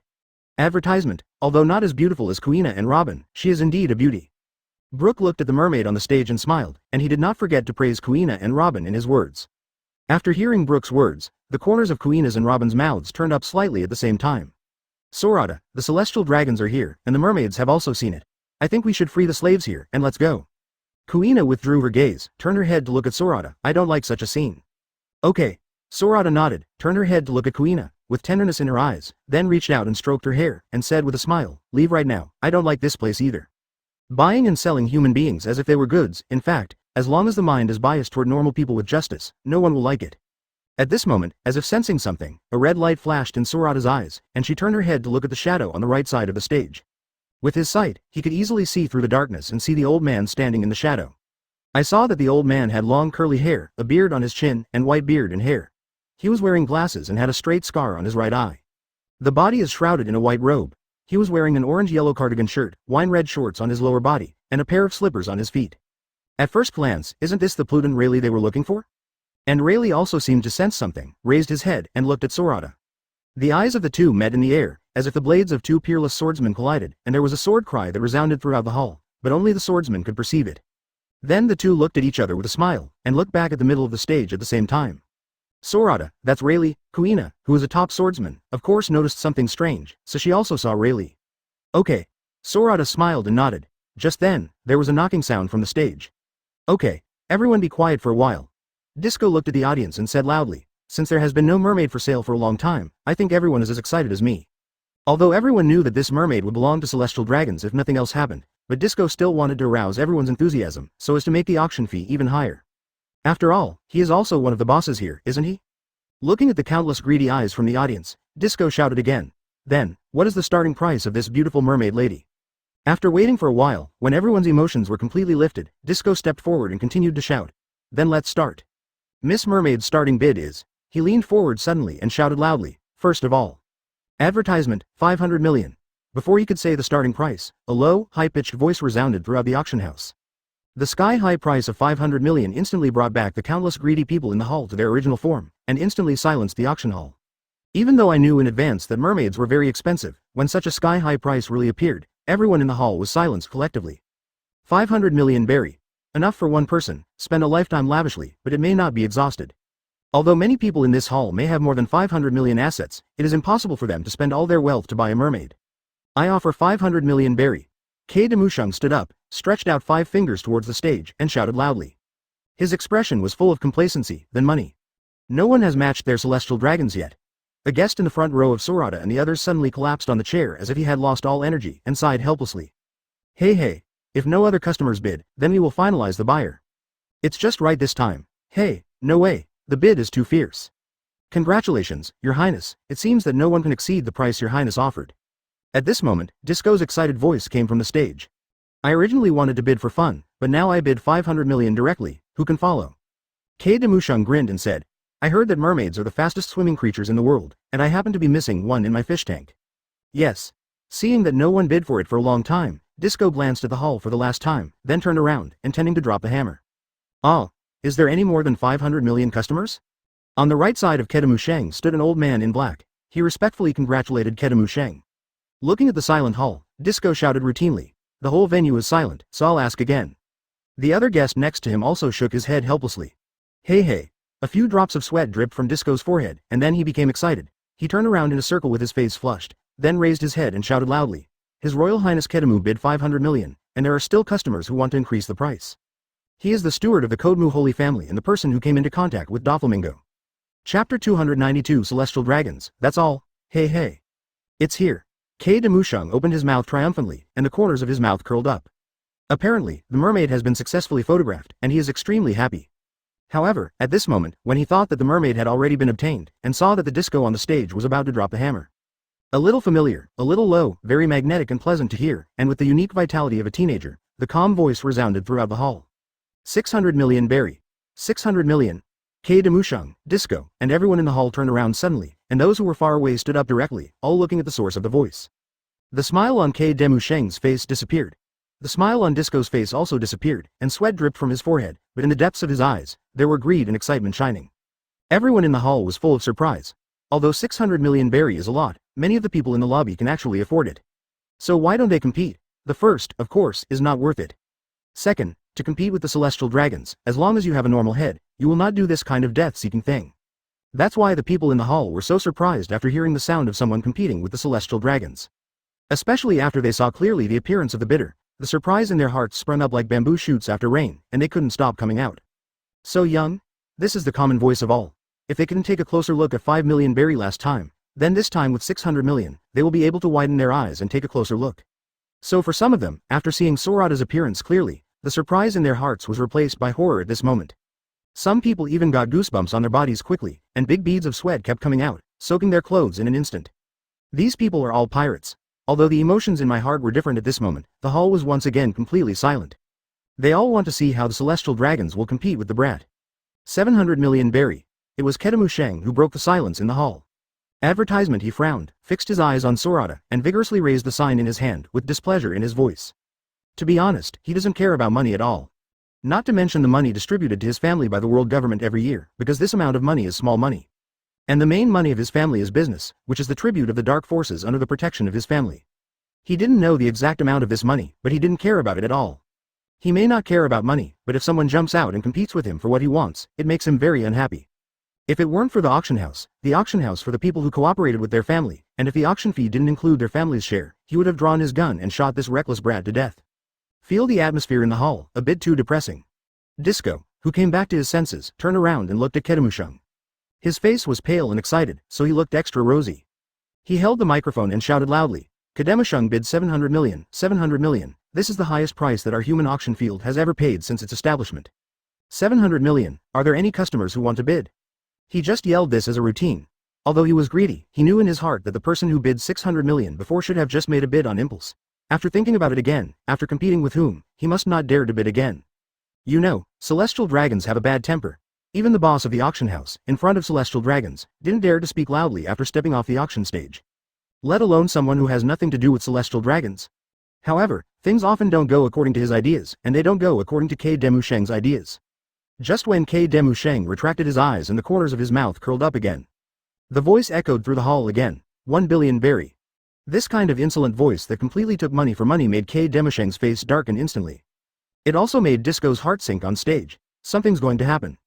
This is what he thinks at the moment. He knows very well the character of celestial dragons. The first time can be said to be an unintentional price made out of a feverish impulse, but the second time, obviously, was intentional. No matter how greedy he is, he will not offend the celestial dragons just for a few 100 million berry. Sure enough, this time it did not deviate from his imagination. Little devil, are you looking for death? I saw Kedemushung pulled out the golden pistol from his waist, turned around suddenly, aimed the gun at Sorata. His face was full of hostility. How? Sorata, who was originally looking at the stage, turned to look at Kedemushung for the first time. Advertisement. There was no emotion in the blue pupils, as if the gun in Kedemushung's hand didn't exist. There was a mocking smile on the corner of his mouth, and his tone was even more mocking. If you can't compete, do you want to shoot and kill people? Celestial dragons, that's all. Having said that, he chuckled, and his tone was even more mocking. If you celestial dragons only have this little money, you'd better go back and hide, and don't come out to shame yourself. Ha ha ha ha ha. At this moment, a needle could be heard in the hall. Everyone, whether they knew Sorata or not, all stared at Sorata in unison, listening to his ultimate sarcasm. Their faces were full of horror. It was the first time they had seen such a grown-up, such a person who was not afraid of death. Even people who knew Sorata were surprised by Sorata's behavior at this moment. Before, they were terrified of Sorata's identity, but now they are surprised by Sorata's death-seeking behavior. They didn't expect Sorata to make a move on the celestial dragons. So, they didn't leave their seats and they didn't run away. Pirates are lawless people, let alone the pirates who sailed to Saboti Archipelago. He felt as if his whole body had been abandoned by time and space, everything around him was blurred, and only those pair of cold blue pupils were left in his sight. Being ridiculed like this celestial dragons will definitely shoot. At this moment, everyone's eyes were on Kedemushung, and on the gun he held in his hand. Of course, he also knew who the silver-haired kid on the opposite side was. The moment he saw Sorata's face clearly, his heart felt as if it was being squeezed heavily, and his heart was about to jump out of his throat so nervously. He wanted to make a sound to stop Kedemushung, but his voice, under Sorata's cold eyes, seemed to be blocked under his throat, and he couldn't really make a sound. But there is one exception. Like the people in the hall below, the two pikas in the bakery above looked at Kedemushung expectantly through the glass. That is the old butler behind Kedemushung, who looks like a gentleman and wears a top hat. Instead, he stared at Kedemushung with excitement. Because these are celestial dragons. A pirate with a reward of 2.5 billion. Be the steward of the celestial dragons, especially one of the celestial dragons families who aren't all mods in celestial dragons. The pressure, the endless pressure, made his body freeze in place. He knows most things in this world clearly. Although they were afraid of the parties involved in the incident, it didn't affect their desire to watch the fun. Chapter 293 Death of the Celestial Dragons. Snapped, he met the expectant eyes of countless people in the hall and Pika in the box. Cade Demusheng's face seemed to be gloomy, and then he pulled the trigger without hesitation. At this moment, the curtain in the direction of the gate of the auction house was pulled away from the outside, and the people from the CP0 organization that protected Cade Demusheng rushed in. Just seeing it, Cade Demusheng pulled the trigger on the silver-haired figure. Oops, one step slower. Their pupils shrank suddenly, and their fast-moving bodies froze for a moment. For ordinary pirates, celestial dragons would of course shoot if they wanted to, and no one would dare to stop them, let alone offend celestial dragons for the sake of pirates. Because that is courting death, but Silverhair is no ordinary pirate. I don't know how many people from the CP organization this guy has killed. Unrelated members of the organization don't know a lot of things, but their CP organization had an order a long time ago, to run away immediately after seeing the Silverhair, run as far as possible and don't stay. That's why, knowing that Silverhair was also in the auction house, they panicked so much. They really shot. The blue pupils didn't even blink, they were full of calm, as if the bullet that was approaching quickly didn't exist. Boo, and the bullet hit a distance of 1 meter in front of Sorata, as if it had rushed into the water, causing a layer of ripples in the air, and then stopped in front of Sorata. Looking at the bullet floating in front of him, Sorata stretched out his hand and tapped it lightly. Then, under the horrified eyes of everyone in the hall, the bullet silently shattered into dust and fell downward. What the hell is this? Before they finished their horror, Sorata's figure appeared directly beside Kedemusheng. Say, you're not staying in Marijoi's pigsty, what are you doing running down all the time? Patting Cade Musheng on the shoulder, Sorata tilted his head and mocked, isn't this courting death? Everyone looked at Sorata, who suddenly appeared beside Cade Demusheng and patted Cade Demusheng's shoulder, and their pupils shrank for a while. What is this? Speed, it can't be so fast. All the people in the hall could think of was speed. But the people in the upstairs box and the CP0 organization knew what it was. Teleport. Pika looked down and spit out these 2 words in a horrified tone. Advertisement and Gladius next to him was tense, his face full of tension. Little devil, who is looking for death? Cade Demusheng turned his head to look at Sorata. There was no fear in his eyes, and his tone was still rampant. Do you know who I am? I know, Sorata nodded, withdrew his hand, took a step forward, fixed his eyes on Kedemusheng's eyes, and murderous intent gradually appeared on his body. Isn't it Tian Longzhu? You bloody inferior. As if he couldn't feel the murderous intent on Sorata, Cade Demusheng raised his gun and kept pulling the trigger at Sorata. Clap clap. Die, die, die. However, it is useless. Even at such a short distance, the bullet with the fiery red exhaust from the muzzle of the gun hit Sorata, just like hitting the surface of the water, outside of his body. Staring at the celestial dragons in front of him, even at this moment, who still looked rampant, Sorata gradually showed impatience in his eyes. He stretched out his hand, ignoring the incoming bullets, and squeezed Cade Demusheng's hand. Click, up aboard. The sound of bone cracking instantly resounded through the entire hall, and also resounded through the hearts of the people in the entire hall. It made their hearts beat violently and voluntarily. Really hit celestial dragons. As for Sorata's attitude towards Cade Demusheng, no matter how much they guessed before, they didn't think that Sorata would fight celestial dragons. But now, what? Boom, Silverhair stop. With Cade Demusheng's loud cry of pain, the sound of the pistol in his hand falling to the ground, and the nervous stop of the CP0 members who came back to their senses. There was a moment of silence around, then came the loud noise. Everyone in the hall stood up quickly in panic, scrambling towards the exit. They know that there is going to be a big war here soon. Celestial dragons hit, Naval Headquarters Admiral, coming soon. It's not far from Naval Headquarters, it really hit. Upstairs, in the private room, Pika looked down, his sharp voice was filled with amazement, joy after the expected thing came true, and of course, madness. Advertisement, ha ha, Gladius also laughed out loud, this is a good show. At this time, they can already foresee the lively scene that will follow. But no matter what they think, they can't imagine what will happen next, and deviate from what they imagined. Besides Kuina and others standing behind Sorata, the only one who can foresee what will happen next is the old man in the shadow standing under the stage on the right. He is the only one who can feel Sorata's murderous intent and dislike for celestial dragons, and it doesn't matter. Really, he was not disappointed. Sorata looked at the stupid pig in front of him whose wrist was broken, as if he was killing him, and kept twisting his body. A strong disgust flashed in his cold eyes. This guy didn't seem to know what fear was. At this time, he was still yelling wildly, wanting him, a damned inferior, to die. Ignoring the noise of the people around me, and also ignoring the fast-coming CP0. Sorata pulled his right hand to make Kedemusheng stand up, then quickly kicked Kedemusheng in the stomach. Boom, Cade Demusheng's stomach was sunken directly inward, and the painful cries and shouts from his mouth also stopped abruptly.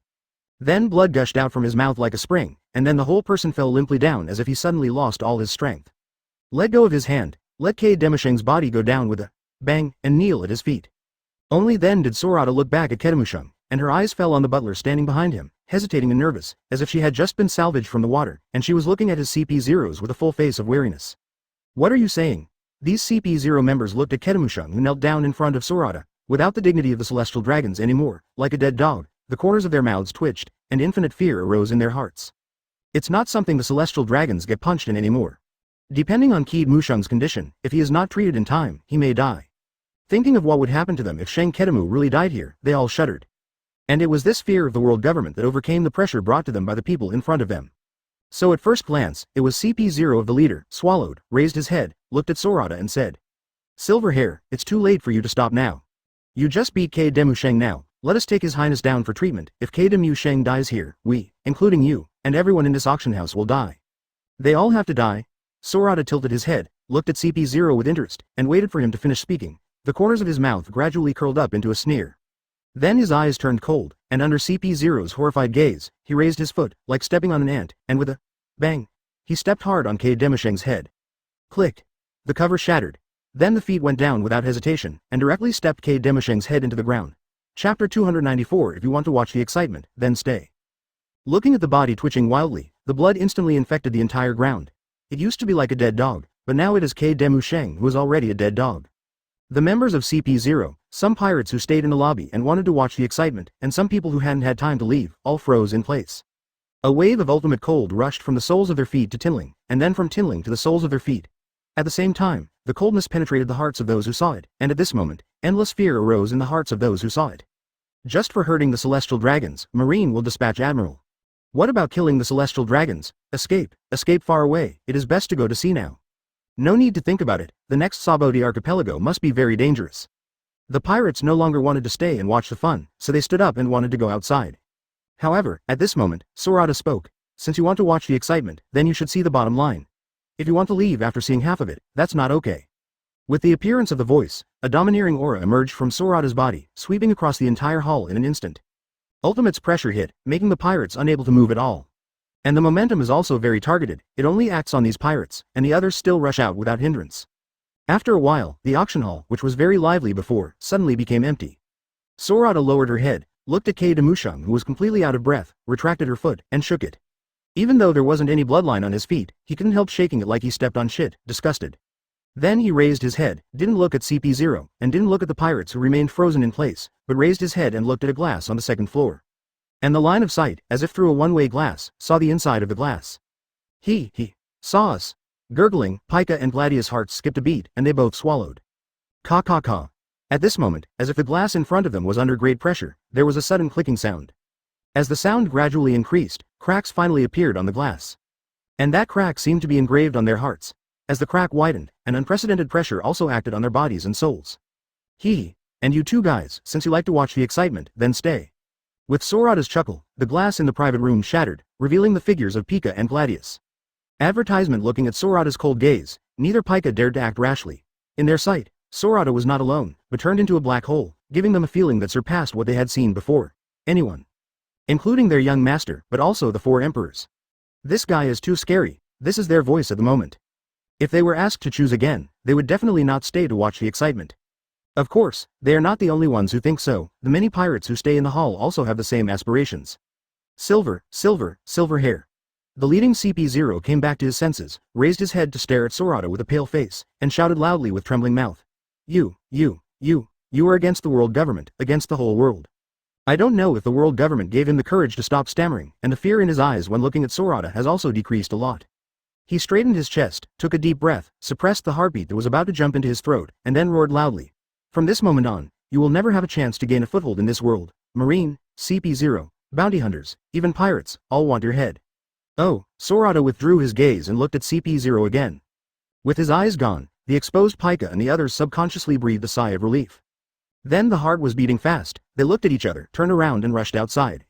Can't wait, stay here any longer, maybe that guy with silver hair will let them stay here forever. Knowing that Sorata doesn't like them, but still staying here isn't a courting death? However, since Sorata decided to let them stay, how could he let them go? He is not without companions. So the moment Pika turned around, Kuina behind Sorata moved. I saw her holding He Daoyi's hand slightly harder, and a large number of blue electric arcs quickly appeared on the surface of her body. Then the whole person turned into a flash of lightning, rushed to the sky with a rumbling sound, crossed a short distance in an instant, rushed into the private room, and landed in front of Pika and the two, blocking their way of escape. Looking at the sudden thunder and lightning, looking at the beautiful girl who appeared from the thunder and lightning, with a long knife on her waist and cyan arcs shining all over her body. Pika and the two stopped their forward movement in unison. Thunderfruit. There are still many devil fruits that can generate arcs in this world, but the only one that can turn people into lightning and elementalize is thunderfruit, known as the strongest Lobia. Blue-haired Kuina. Pika stared at Kuina, frowning. Advertisement. Although the girl in front of him ate the thunderfruit, it didn't feel as deadly to him as the silver hair below, so he didn't have much fear at the moment. Pika spoke, his sharp voice that was seriously inconsistent with his body shape made the electric arc on Kuina's body surface unstable for a moment. She raised her head and stared at the big man in front of her, the corners of her mouth could not help but curl up, and then she couldn't help it, she opened her mouth and laughed out loud. Hee. I am Kuina, I say, you're a big man, your voice is too. For a while, she couldn't find an adjective, so she could only continue to laugh. It's too individual, ha ha ha ha ha. To suffer. Gladius knew something was going to happen the second Kuina laughed. Don't look at Pika's taciturn and easygoing appearance in the family, and think that he is like this to outsiders. At this moment, a sharp roar resounded throughout the hall. Gladius hurriedly stepped forward, took Pika's hand, and shouted loudly, hoping to wake up Pika's rationality that had been clouded by rage. However, his Pika's anger did not usher in Kuina's pause, but he laughed even louder. Instead, he took a step back, the surface of his body was covered with armament hockey in an instant, and his whole body was full of vigilance. As soon as the words fell, her body squatted down slightly, and the left hand holding He Dao Yi Wen was also lifted up, and her right hand grasped the handle of He Dao Yi Wen in an instant. Walk? People in the family laughed at his voice, but he generally didn't take it seriously, it was family after all. Looking at the woman who kept laughing in front of him, Pika's veins were bulging all over his body, and his whole body swelled up in an instant, and the pupils in the mask shone with a bloodthirsty red glow. The laughter stopped abruptly, and Kuina lowered her head, staring at the two people in front of her, with a penetrating sharpness in her eyes. The sharpness emanating from her instantly suppressed the rage that surged in Pika's heart, making him wake up instantly as if someone had poured a bucket of ice water on him. Danger, ultimate danger. And the sharpness on Kuina's body gave him a tingling sensation as if the surface of his body had been pricked by countless needles. Sorata asked you to stay, so you stay, and want to leave, I think you were dreaming. But when outsiders laughed at his voice, he would immediately transform into a behemoth and become another person completely. Enough. He calmed down instantly, facing Kuina at this moment, he didn't dare to take a step forward. Although the saber has not been unsheathed yet, Kuina at this moment feels like a sky-splitting sword that is about to be unsheathed. Master Pika, don't pay attention to this woman, we'd better go first. Chapter 295 Event Spread. As if sensing something, below the stage on the right, there has always been an old man with an expression of watching a play. At this moment, his eyes left the center, turned his head for the first time, raised his head, and looked at the box on the second floor. Even though it was blocked by the wall, in his red eyes, he still saw a peerless sword about to be unsheathed. It's amazing. He's had enough in his life. Starting from East Blue, I have been all over the world. I have been to the 10,000-meter Sky Island, and the 10,000-meter deep the Fishman Island. I have been to the Final Island and learned the secrets hidden there. I have witnessed Roger's boarding of One Piece, the whole process. And his own strength is also top in the world. He has seen countless geniuses, but he has never seen such an amazingly talented person. As far as he knew, the silver-haired kid was only 17 years old, and would soon be 18 years old, and this girl who made him feel pressured and sharp was only 16.5 years old. 16 years old, not yet an adult. Although there is the blessing of Thunderfruit, the monstrous sharpness unique to a swordsman is not given by Thunderfruit, but a step-by-step training. To be able to reach this point at the age of 16, that talent must be amazing. And as far as he knew, that silver-haired kid was also a swordsman. At this moment, his sword hero heart, which had not been moved for a long time and was about to be dusted by the years, fluctuated involuntarily, giving birth to the urge to compete with Kuina and Sorata. What's more, I want to know who is capable of teaching these two swordsmen who are destined to amaze the whole world. Outside the auction house, after eating enough and paying for the meal, Ace sat at the door of the restaurant and picked his teeth in a daze. Usually only when he has no money on him, he will eat the king's meal. He just came from New World, so of course he has money at the moment. Why hasn't the silver-haired guy come yet? Didn't it just be in these 2 days? Pooh, lowering his head, facing the trash can under the table, spitting out the tendons he picked out of his mouth, Ace shook his head and threw away the toothpick. Forget it, let's go shopping, maybe, they have already landed on the island, but I don't know. Thinking of this, Ace stood up, thanked the waiter politely, then turned around and walked outside leisurely. At this moment, the gate of the auction house was suddenly opened, and the crowd poured out like a raging tide. Some even ran and screamed. Ah, celestial dragons are beaten, celestial dragons are beaten. Everyone who heard the screams stopped their movements, and a look of horror appeared on their faces. No matter who it was, as long as they heard the voice clearly, they put down everything in their hands at this moment, turned around, and ran towards the opposite direction of the auction house. Advertisement: these native residents of Saboti Archipelago are terrified of celestial dragons from the bottom of their hearts. Even when they heard celestial dragons being beaten at this moment, they didn't feel the slightest pleasure in their hearts. Instead, they felt resentment towards the B************ D who beat celestial dragons. Then there is the unparalleled fear, because everyone knows that the defeat of celestial dragons is a big deal, and their place will soon be occupied by Marine, and Marine Admiral will also come soon. Guest, let's go, Admiral, Admiral is coming soon. The waiter who was standing next to Ace before was also one of the people who fled.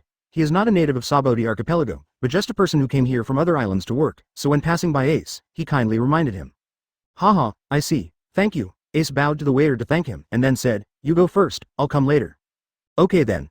The waiter took a deep look at Ace. From Ace's clothes, he knew that Ace was not an ordinary person. What's more, he felt a little familiar from the tattoo on Ace's back. After all, this is the Saboti Archipelago, and he knew the Whitebeard pirate. There are still many people with the regiment banner. So he didn't say much, he left the restaurant, followed the flow of people, and rushed outside quickly. Why doesn't Ace go first? He is a member of the Whitebeard pirates. Even if Admiral comes, he can't do anything to him. And with his current strength, even if he can't beat Admiral, if he wants to leave, Admiral can't catch him. Second too, he heard the news he wanted from the crowd. I didn't expect you to be in the auction house. Raising his head and looking at the auction house, he also showed surprise on his face. Even if he is not afraid of celestial dragons, he also knows that fighting celestial dragons will be troublesome. At this moment, it seemed to sense something. This breath? Ace looked at a location on the second floor of the auction house, his eyes sharpened instantly. So strong. Withdrawing his gaze, he glanced at the street outside, which was quiet for a moment, and his figure turned into an afterimage, shaking, and rushed towards the auction house quickly. Now that the target person has appeared, of course he has to pass. Even if Admiral is coming soon, it can't stop him from challenging Silver Hair. He doesn't care about these things. After all, he didn't fight the celestial dragons, did he?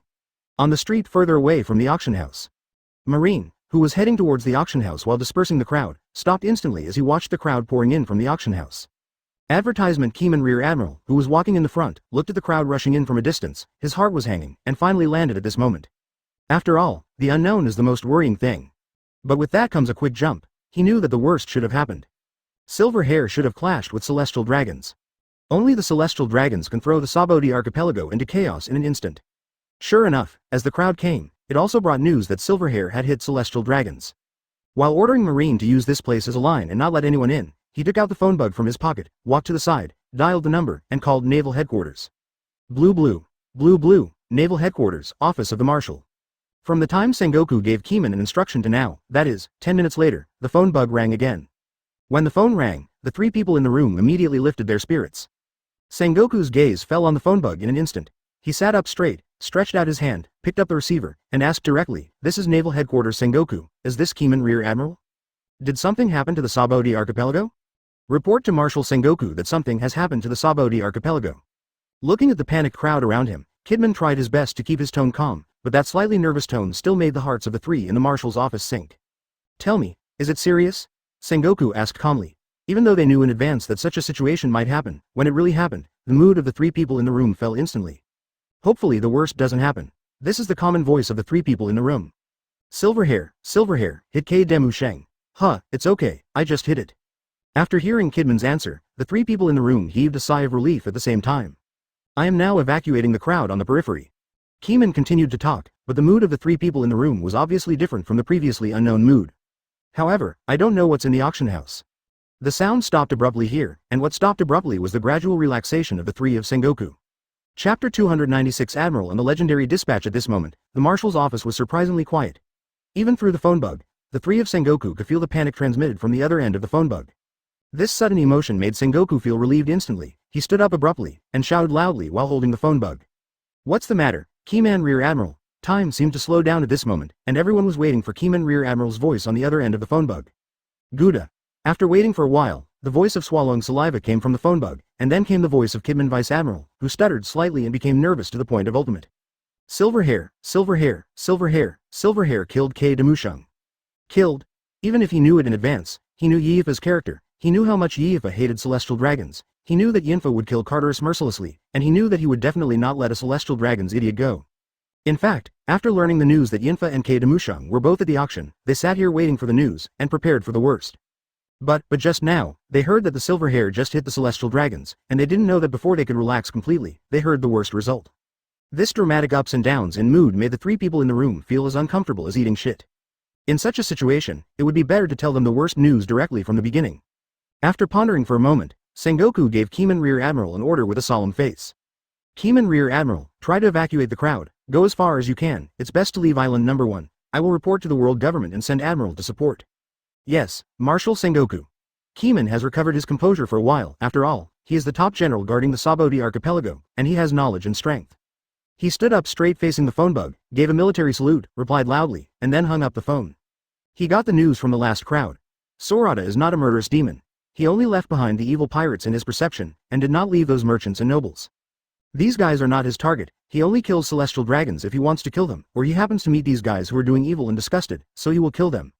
In the marshal's office, Sengoku put down the phone bug and looked at Pelusalino. Pelusalino is the only one going this time. You go first, then there will be others. He paused at this point, other marines are going to support you. He originally wanted to talk about other vice admirals, but when he thought about it, vice admirals used to beat dogs with meat buns, didn't they go and never return? He remembered the warning from the last time Sorata spoke to him. You can't send vice admiral to die, after all, it was for celestial dragons in the past this time, and there is no guarantee that the silver-haired guy will be as merciful as before. So, looking at Pelusalino, there was a hint of apology in his eyes, and he murmured in his heart. I'm sorry Pelusalino, this time, there may not be any support. Advertisement in fact, he didn't even want to send Pelusalino there. But Silverhair killed the celestial dragons, and if their marines didn't act, it would be a big deal. After all, marine is only the armed department of world government, while celestial dragons is the core of power of world government. As if feeling the apology in Sengoku's eyes, the corner of Kizaru's mouth twitched. He also knew that it would be useless to send other people there, but he really didn't want to go there. Hey, I'm exhausted. Sighing, Kizaru stood up, saluted Sengoku, then picked up the admiral cloak at the side, put it on his body, turned around and walked quickly towards the door. Just when he was about to walk out of the room, Garp, who had been sitting silently on the sofa, stopped him. Pelusalino, you go first, and the old man will come next. Yes, Mr. Garp. Kizaru turned his head, nodded at Garp, and walked out of the room noticeably lighter than before. Ordinary vice admirals, even elite vice admirals, are courting death. But these vice admirals do not include Vice Admiral Garp. As Vice Admiral Garp, who has the title of hero, is recognized as a strong player in the entire marine, even if he is admiral, he is not sure that he can beat Vice Admiral Garp. To be honest, even though I wasn't afraid to face the silver-haired brat alone, I was still a little apprehensive. I learned from that guy Kuzan that the silver-haired brat can instantly kill Carterus at his level. What's more, there is a blue-haired Kuina who has eaten thunderfruit and is already fully capable of fighting Admiral. How could he face these two people when he passed by alone? However, that Akainu guy is in Marijoy, guarding there as a resident admiral, and he can't leave. And Kuzan is guarding in New World and cannot leave. And that distance, if you want to come, you can't keep up. He is the only one guarding naval headquarters during this time, and he is the closest and fastest to Saboti archipelago, so he has to go if he doesn't. As for the world government CP0 organization, he doesn't know if there are any admiral-level powerhouses in the CP0 organization, and even if there are, it's impossible to send them out again. After all, the peak powerhouse is not a Chinese cabbage, if a power can have one or two, it will be invincible. With the accumulation of 800 years of world government, he does not believe that there is only one carteles. Therefore, there must be strong players in the world government, but they should not leave Marijoy. After all, their main task is to guard where, rather than fighting abroad. What's more, even he knows that Silverhair can be caught, can be defeated, and he might be killed if he goes there, let alone the world government. Therefore, even if the celestial dragons are killed this time, the world government should not send a real strong man there. He doesn't know how the world government will respond. Advertisement, but he knew that even if the world government really planned to deal with Silverhair, it should be fully prepared before doing anything. After all, the Silverhair at this time has completely surpassed the category of ordinary pirates. And this preparation cannot be used in Saboti archipelago. If you just send ordinary strong people there, it will be the same as Marine sending Vice Admiral there. There is no other effect except to die. Now that Vice Admiral Garp took the initiative to support him, his mood improved instantly. Until Kizaru's bag disappeared, Sengoku turned his head and looked at Garp with a little surprise. Garp, do you want to go to Saboti archipelago? In fact, for Garp, as the marshal and his old friend, he rarely gave him any orders. He is very clear about the reason why Garp does not want to be promoted to admiral, so he rarely gives orders to Garp in an orderly tone, and usually they discuss things. As for the Saboti archipelago incident, he thought about letting Garp pass for a moment just now, but after thinking about it, he decided to forget it. Just let Pelusalino go over and perfunctory, if you let Garp go over, don't really hit the real fire at that time, forcing the silver-haired kid to kill Marine, it will be hard to deal with. And with the silver-haired kid, he has always shown a tolerant attitude towards Marine, as long as he doesn't really touch his bottom line, that guy is actually very friendly. So he didn't want Garp to go there. It made sense to send Peluzolino in the past. After all, the celestial dragons were killed, and Marine couldn't be indifferent. I believe Silver Hair can understand this situation. Due to the origin of the Great Pirate Era, Marine was already facing a shortage of troops. Even if he lost any Marine general, it would make his heart ache for a long time. General Vice Admiral, we all know, will definitely not be able to control the situation. Only I can control the situation and share the pressure with Peluzolino. The two of them think in different directions, and we can't say who is right and who is wrong. Anyway, they have their own ideas. Sengoku was thinking about Marine's loss, thinking about Garp's past making things worse. And Garp was concerned with the safety of civilians on the Sabaody archipelago. As Garp said, since the Celestial Dragon's accident, this incident is no longer a trivial matter. Once the balance is broken, Sabaody archipelago will definitely be in chaos. In the end, it was the peaceful civilians who suffered. You must know that the silver-haired pirates don't only have one silver-haired one. There is also a blue-haired one who can fight against Admiral. And it was so chaotic that it was out of control. He doesn't want Marine to suffer a lot. Sengoku glanced at Garp, and finally nodded his approval. Besides, that silver-haired brat can instantly kill Carteris. There is no one who can hold the scene, and no one else, those lawless pirate bastards, can completely mess up Sabaody archipelago. Knowing that the celestial dragons have been killed, the world government cannot remain indifferent, and the strong in CP0 will definitely be dispatched, and then there will be real chaos. As if sensing Sengoku's worry, Garp shrugged indifferently, and then said seriously, Sengoku, don't forget what we are carrying on our backs. Although I also hate stupid pigs like celestial dragons, but at this moment, Sabaody archipelago, there must be confusion over the celestial dragons incident. You must know that there are a lot of pirates there. But if Garp is allowed to pass, it will be a different situation, and it may lead to a worse situation. Besides, there are Pluton Rayleigh and Firefist Ace on Sabaody archipelago. Chapter 297 Since you are not afraid, come auction house. Si Wei Wei, a cyan arc instantly filled the entire private room. Kuina looked at Pika and Gladius who were staring at her warily, and had no intention of playing with them anymore. Because she felt that there was a fire outside the auction house, a fire that was very similar to her, and it was coming inside. Regardless of whether the outsiders have malicious intentions or not, we should deal with the two people in front of us first. So without holding back, Kuina's eyes were instantly icy cold, and the sharpness revealed from inside was instantly like Ultimate's cold, trying to freeze the souls of Pika and the others. She, without leaving time for the two to retreat, Kuina drew the knife directly at the two. The crisp sound of the knife and the roar of the electric arc instantly resounded throughout the auction house. Even outside the auction house, Ace, who was walking quickly into the auction house, could hear it clearly. There was a slight pause. Ace raised his head and stared at the second floor of the auction house with a face full of surprise. He could feel that the sharp edge he felt before had been completely released now. Even if it was him, the sharp edge was obviously not facing him. He could still feel the ultimate danger from the sharp edge. Clang, like the impact of bells, it instantly resounded throughout the world. Then the blue light cut across the roof of the auction house like a thread in an instant. With a bang, a cyan slash directly cut through the roof of the auction house and flew into the sky against two figures. At this moment, the entire sky was rendered in cyan, leaving only cyan in people's eyes. Then with a sound of puff, the cyan slash easily slashed past the two people in the sky, and then disappeared into the sky behind them. How could it be so strong? In the sky, Pika tried his best to open his eyes with the last bit of strength left in his body, and looked at Kuina in the box below through the hole created by the collision between him and Gladius. His eyes were full of disbelief. You must know that he is not a young man. As Shichibukai, one of the top cadres of the Don Quixote family, he can have a place even in the new world where the strong are like clouds. Unexpectedly, he would be in the paradise, the last island in the paradise, Sabaody archipelago, where he would be instantly killed by a little girl. I haven't seen the young master ascend the throne yet. How could he die here? I'm really not reconciled. Advertisement Pika wanted to keep awake and keep his eyes open, but the darkness in his soul didn't give him any extra time at all, and it swept across his soul in an instant, making the last light in his eyes disappear. From the outsider's point of view, the bodies of Pika and Gladius, after being streaked by the blue light, stagnated for a moment in the air, and then instantly split into two halves, falling down. It landed on the roof of the auction house and along with the roof, slid to the side. Obviously, the cyan slash not only cut off their bodies, but also cut off the auction house. Amidst the rumbling sound, the dimly lit auction hall suddenly brightened up, looking at the green canopy in the sky that can only be seen from the outside, and at the scattered light and shadow of Madara falling from the green canopy. The remaining pirates in the auction house all swallowed involuntarily. The pirates who knew Pika and the others were even more frightened. They stood in place, their bodies trembling violently, and a disgusting yellow liquid flowed out from between their buttocks. Ding, sheath the knife. Kuina turned around, and her eyes fell on the man standing in front of the ruins, with a shirtless body, an orange hat, and Madara TS on both cheeks. The man also raised the brim of the hat in front of him with his right index finger, raised his head, and looked at Kuina. Potter Casti. Ace. Blue-haired Kuina. The two spoke at the same time. Obviously, they both knew each other. What are you doing here? Kuina took a step forward, stood on the edge of the cut roof, lowered her head, looked down at Ace and asked calmly. Ace was the most famous pirate supernova before they went to sea, and Sorata paid attention to Ace, so Kuina is still very familiar with Ace. Although she didn't feel any malice from Ace, but coming to the auction house at this time, as Ace, it is definitely impossible to hear celestial dragons being beaten, watch the fun, or show celestial dragons. So he should not be passing by when he came here, he should be coming for them.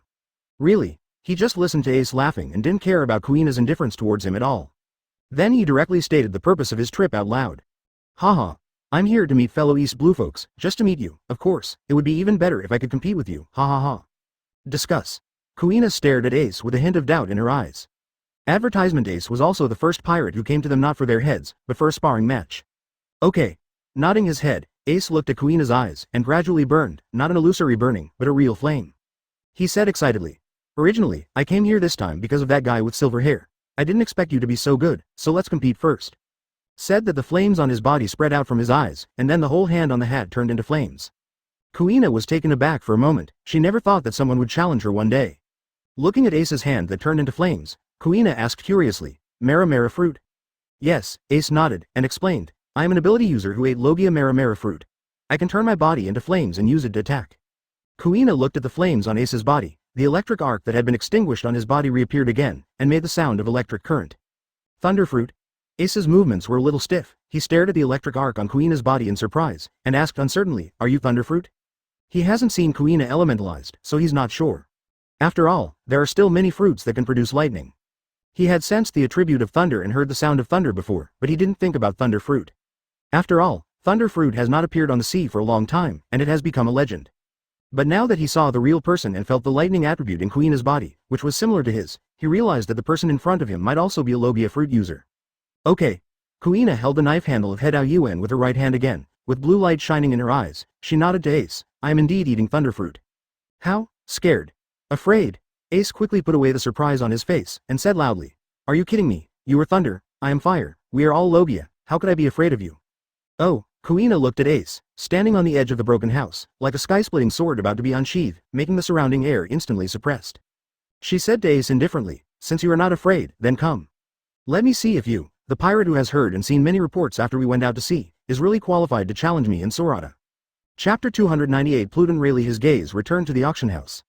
Sorata looked at the sunlight falling overhead, and turned his head to glance at the second floor where Kuina was. I didn't expect that guy to be on the island. Ignoring the upcoming battle outside, with Kuina's current strength, no matter how talented Ace is, he cannot be Kuina's opponent. If he remembers correctly, Ace should only have armament hockey and conqueror's hockey, and the fruit development should be very high, otherwise it would be impossible to go to the ghost island of Wano Kuni Kaido in the new world where there are so many strong people. Fight Jinbei for 5 days and 5 nights. As for whether this guy will be observation hockey, it's really hard to say. Although Ace's life card only has conquerors and armed colors, it is the world drawn by Oda after all, but this is the real world. Also, he remembered that Ace had shown great perception in Alabasta. I remember that when he was in the desert, the bounty hunter whose name he didn't remember came to Ace, and Ace found this bounty hunter far away.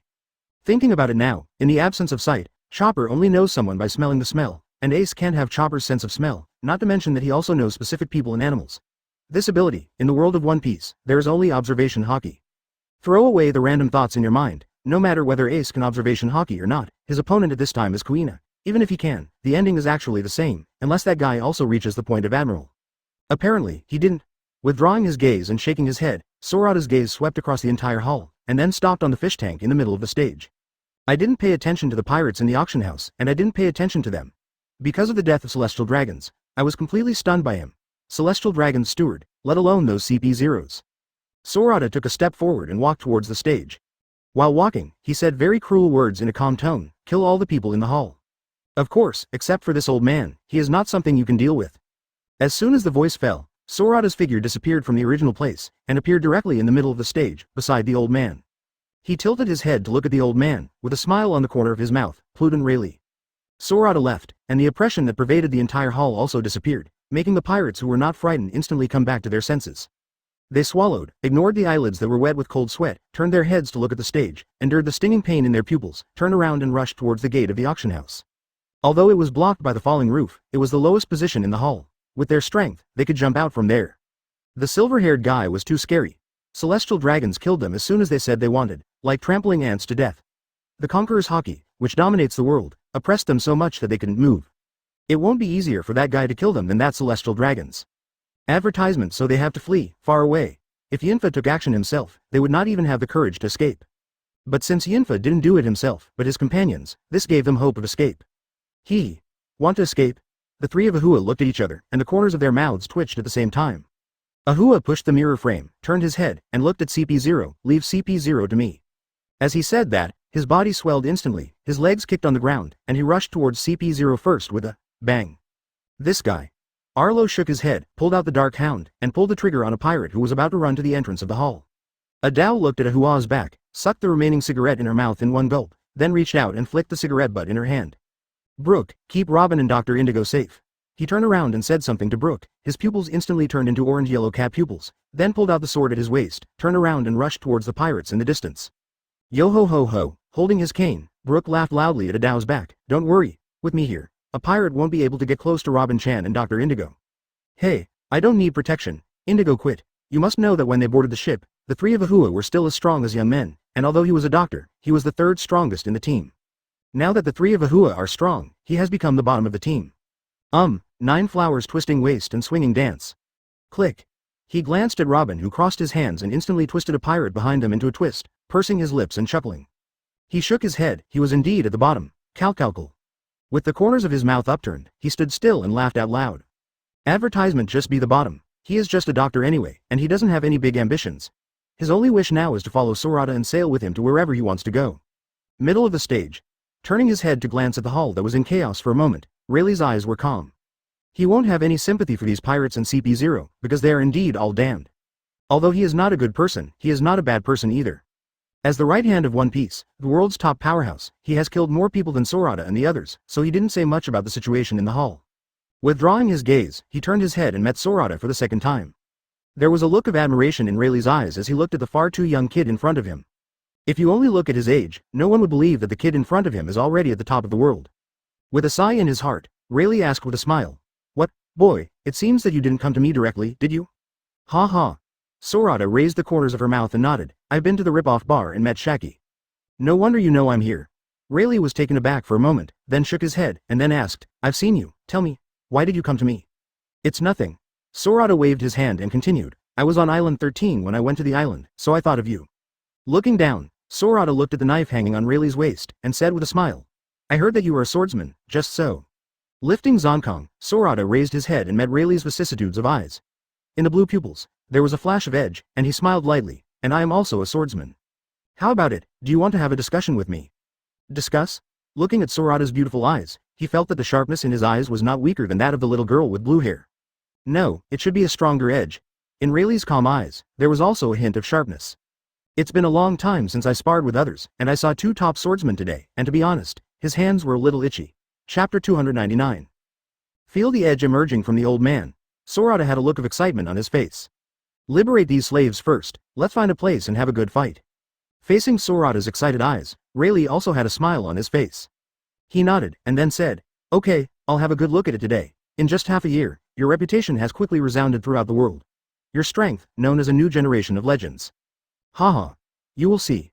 Sorata smiled slightly, turned her head to look at the fish tank, stretched out her hand and pinched it hard. Then the fish tank exploded with a bang, under the eyes of Rayleigh's curiosity and Disco's horror. The water splashed in all directions and rushed straight to the surroundings, but when passing by the side of Sorata, it seemed as if they encountered an invisible wall and were blocked from the outside, so they could only flow from both sides to the stage.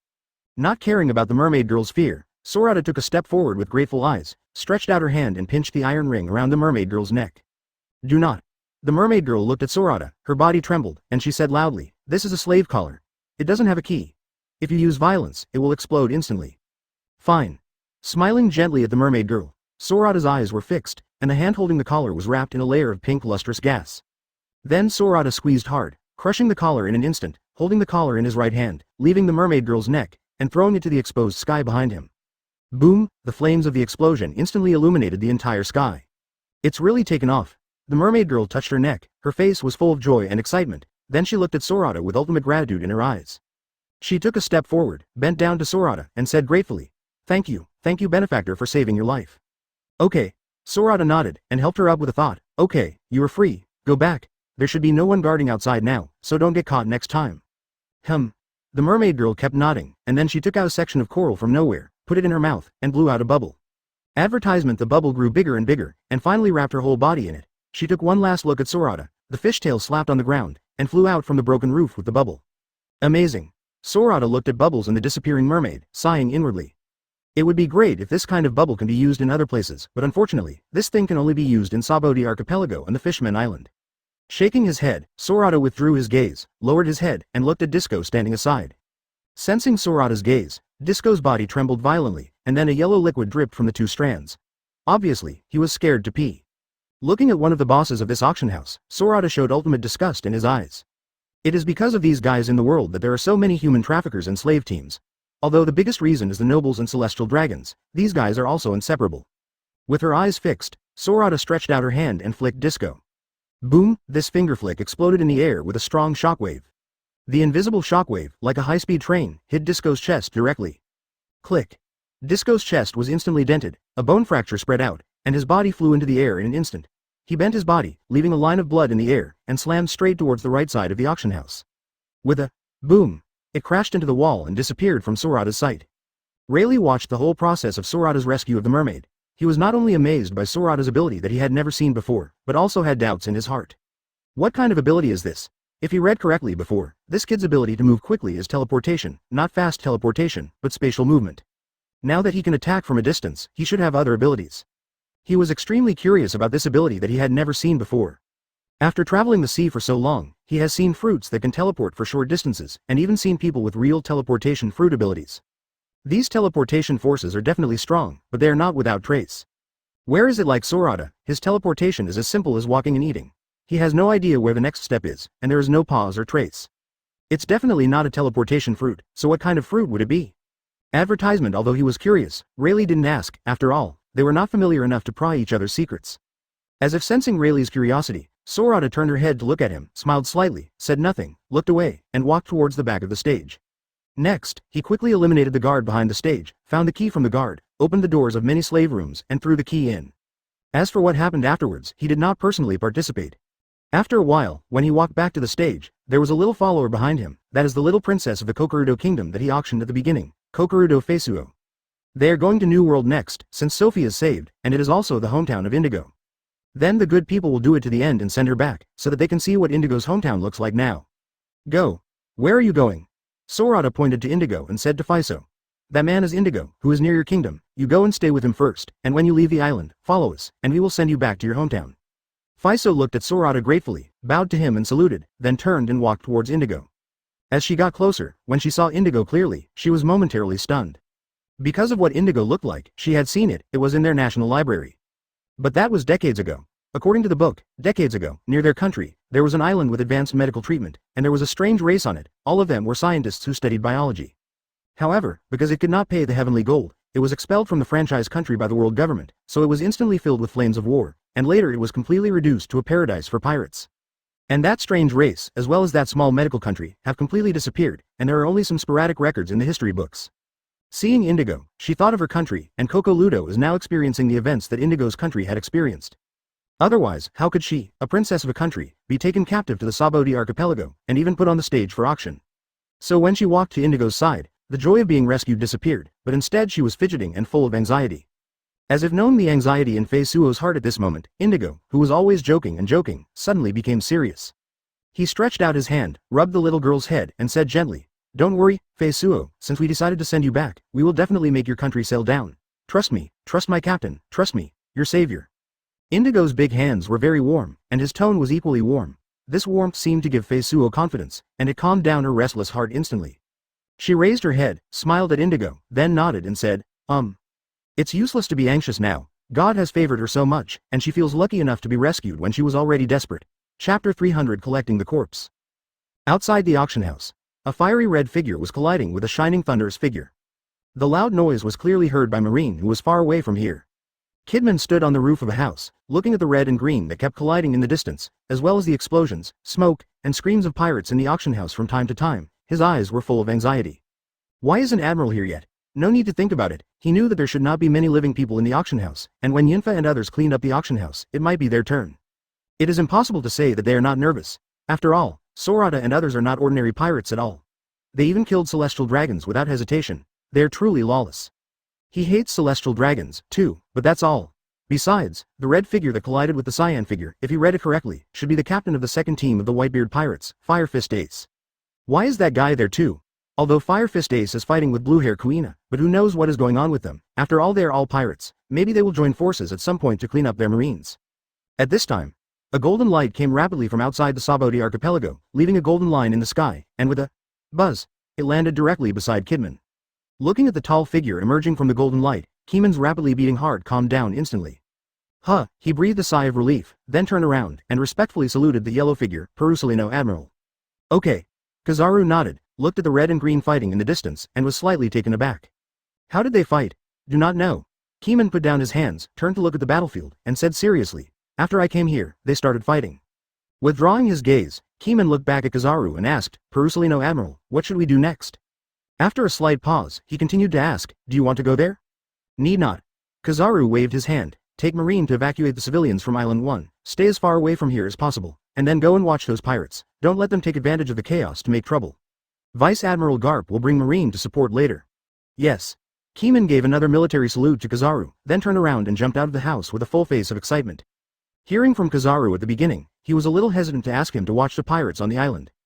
Because the Marines on the island can only keep the island from chaos, which is okay in peacetime, but their strength is obviously not enough in this chaos. Moreover, the general strength of the pirates on the island actually exceeds that of Marine.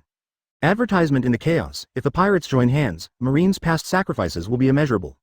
But he is a Marine, and he has to suppress chaos even if he dies, so he is not afraid, just worried about the soldiers under him.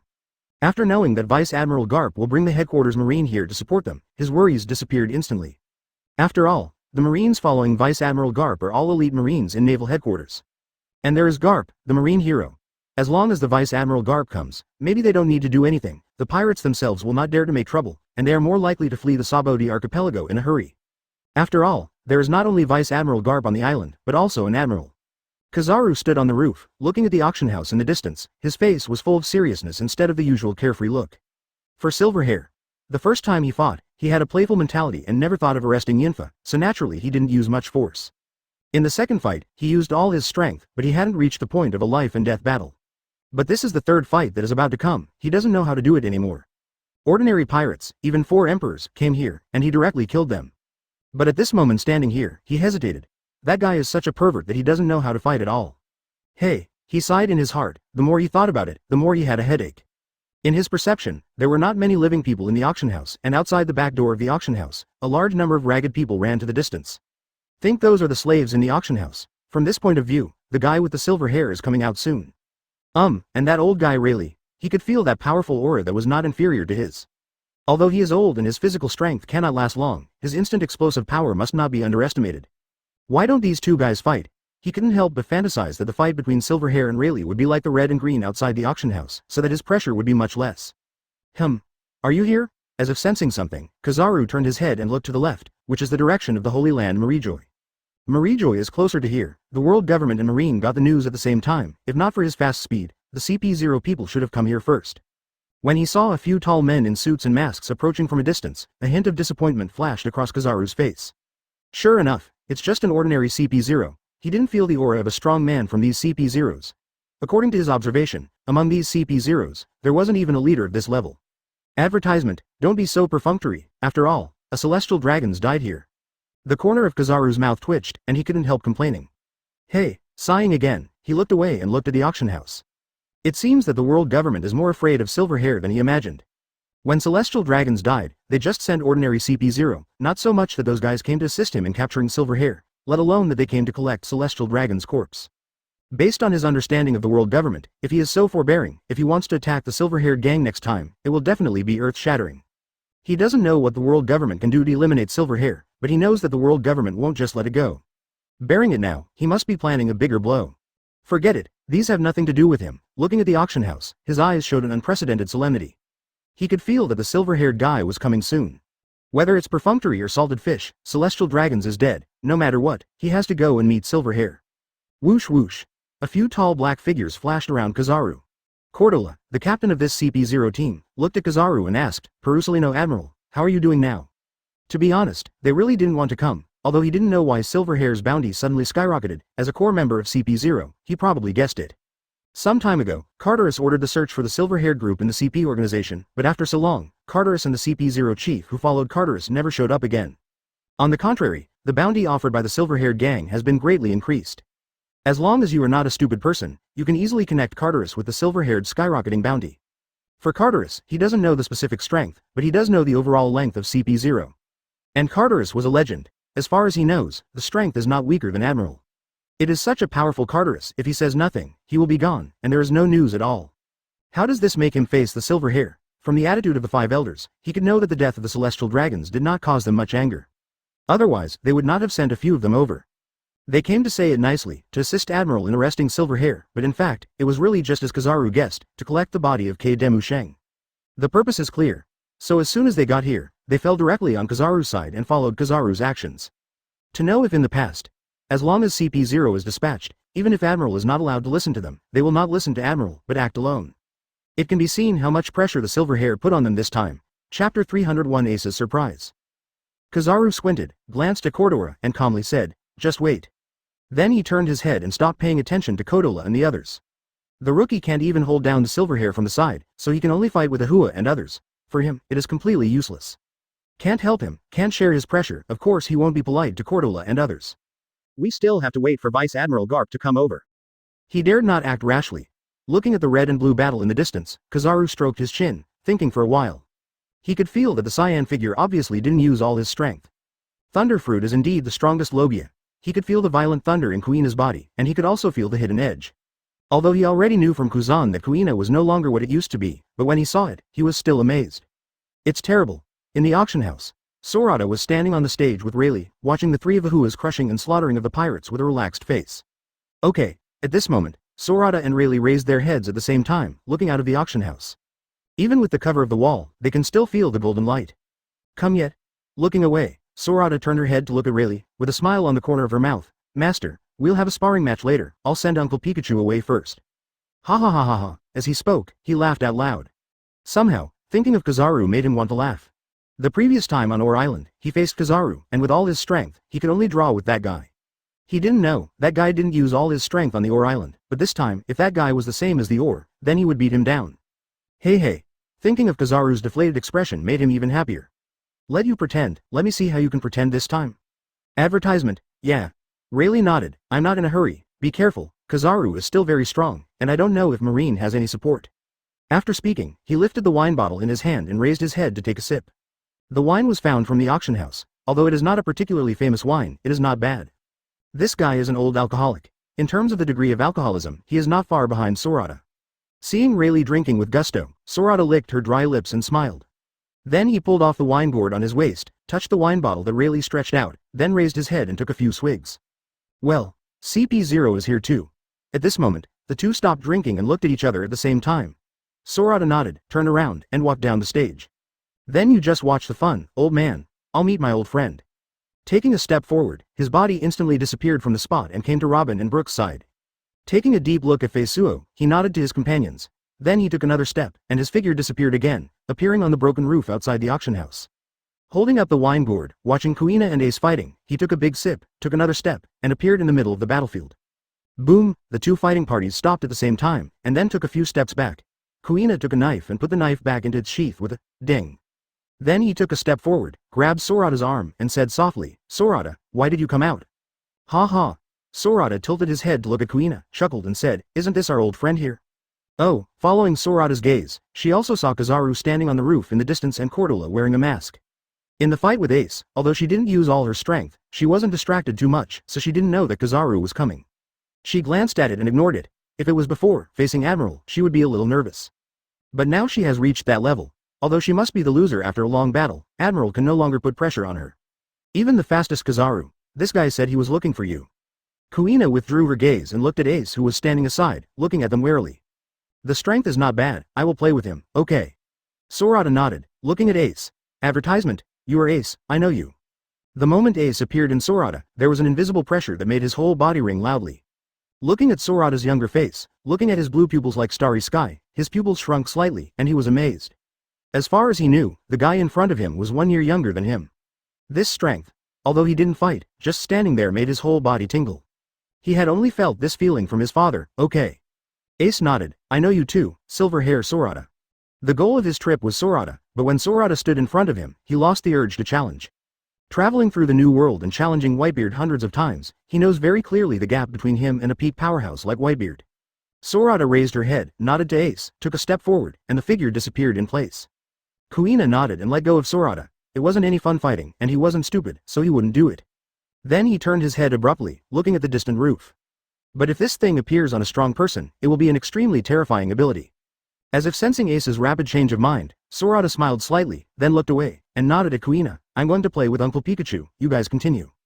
Okay. He knew about Kizaru, and he also knew about CP0, but Sorata's figure crossed such a long distance in an instant, and appeared in front of Kizaru and the others. When Sorata first appeared, he didn't see it clearly, but this time in front of him, he saw it very clearly, and just disappeared. If he hadn't met the real person of Sorata, he still had the idea of challenging, but when he saw the real person, he lost it. Ha ha, after all, he is here to learn from each other, not to seek abuse. In this case, all he can think of is space movement. Ace watched Sorata disappear without a sound, and gasped. Imagine, if the 4 Emperors or Admiral has such ability, then you can understand the horror of Sorata. Fighting Kuina, he can find the joy of fighting, but if fighting Sorata, all he can think of is being passively beaten. Such speed, no, not speed. No wonder this guy's bounty has risen like a rocket. The ability to move in space, appearing on the weak, is just a special skill for escaping, and it doesn't play any role. Chapter 302 Sahib Lee Da Na. Hello. Sorata's figure appeared silently on the roof of the house opposite the roof where Kizaru and the others were standing. He greeted Kizaru with a smile. Long time no see, Uncle Pikachu. Brat. Kizaru looked at the still handsome Sorata, the corners of his mouth twitched. How many times have I said this? My name is Kizaru, not some Pikachu. Okay, Uncle Pikachu. Sorata laughed indifferently, raised her head and took a sip of the wine, then hung the wine gourd back around her waist. Then he held Zonkong's handle in his right hand and stared at Kizaru. His aura changed instantly, and a dangerous aura gradually appeared in his eyes. Okay, I've said hello too. Are you here to stand up for that celestial dragons?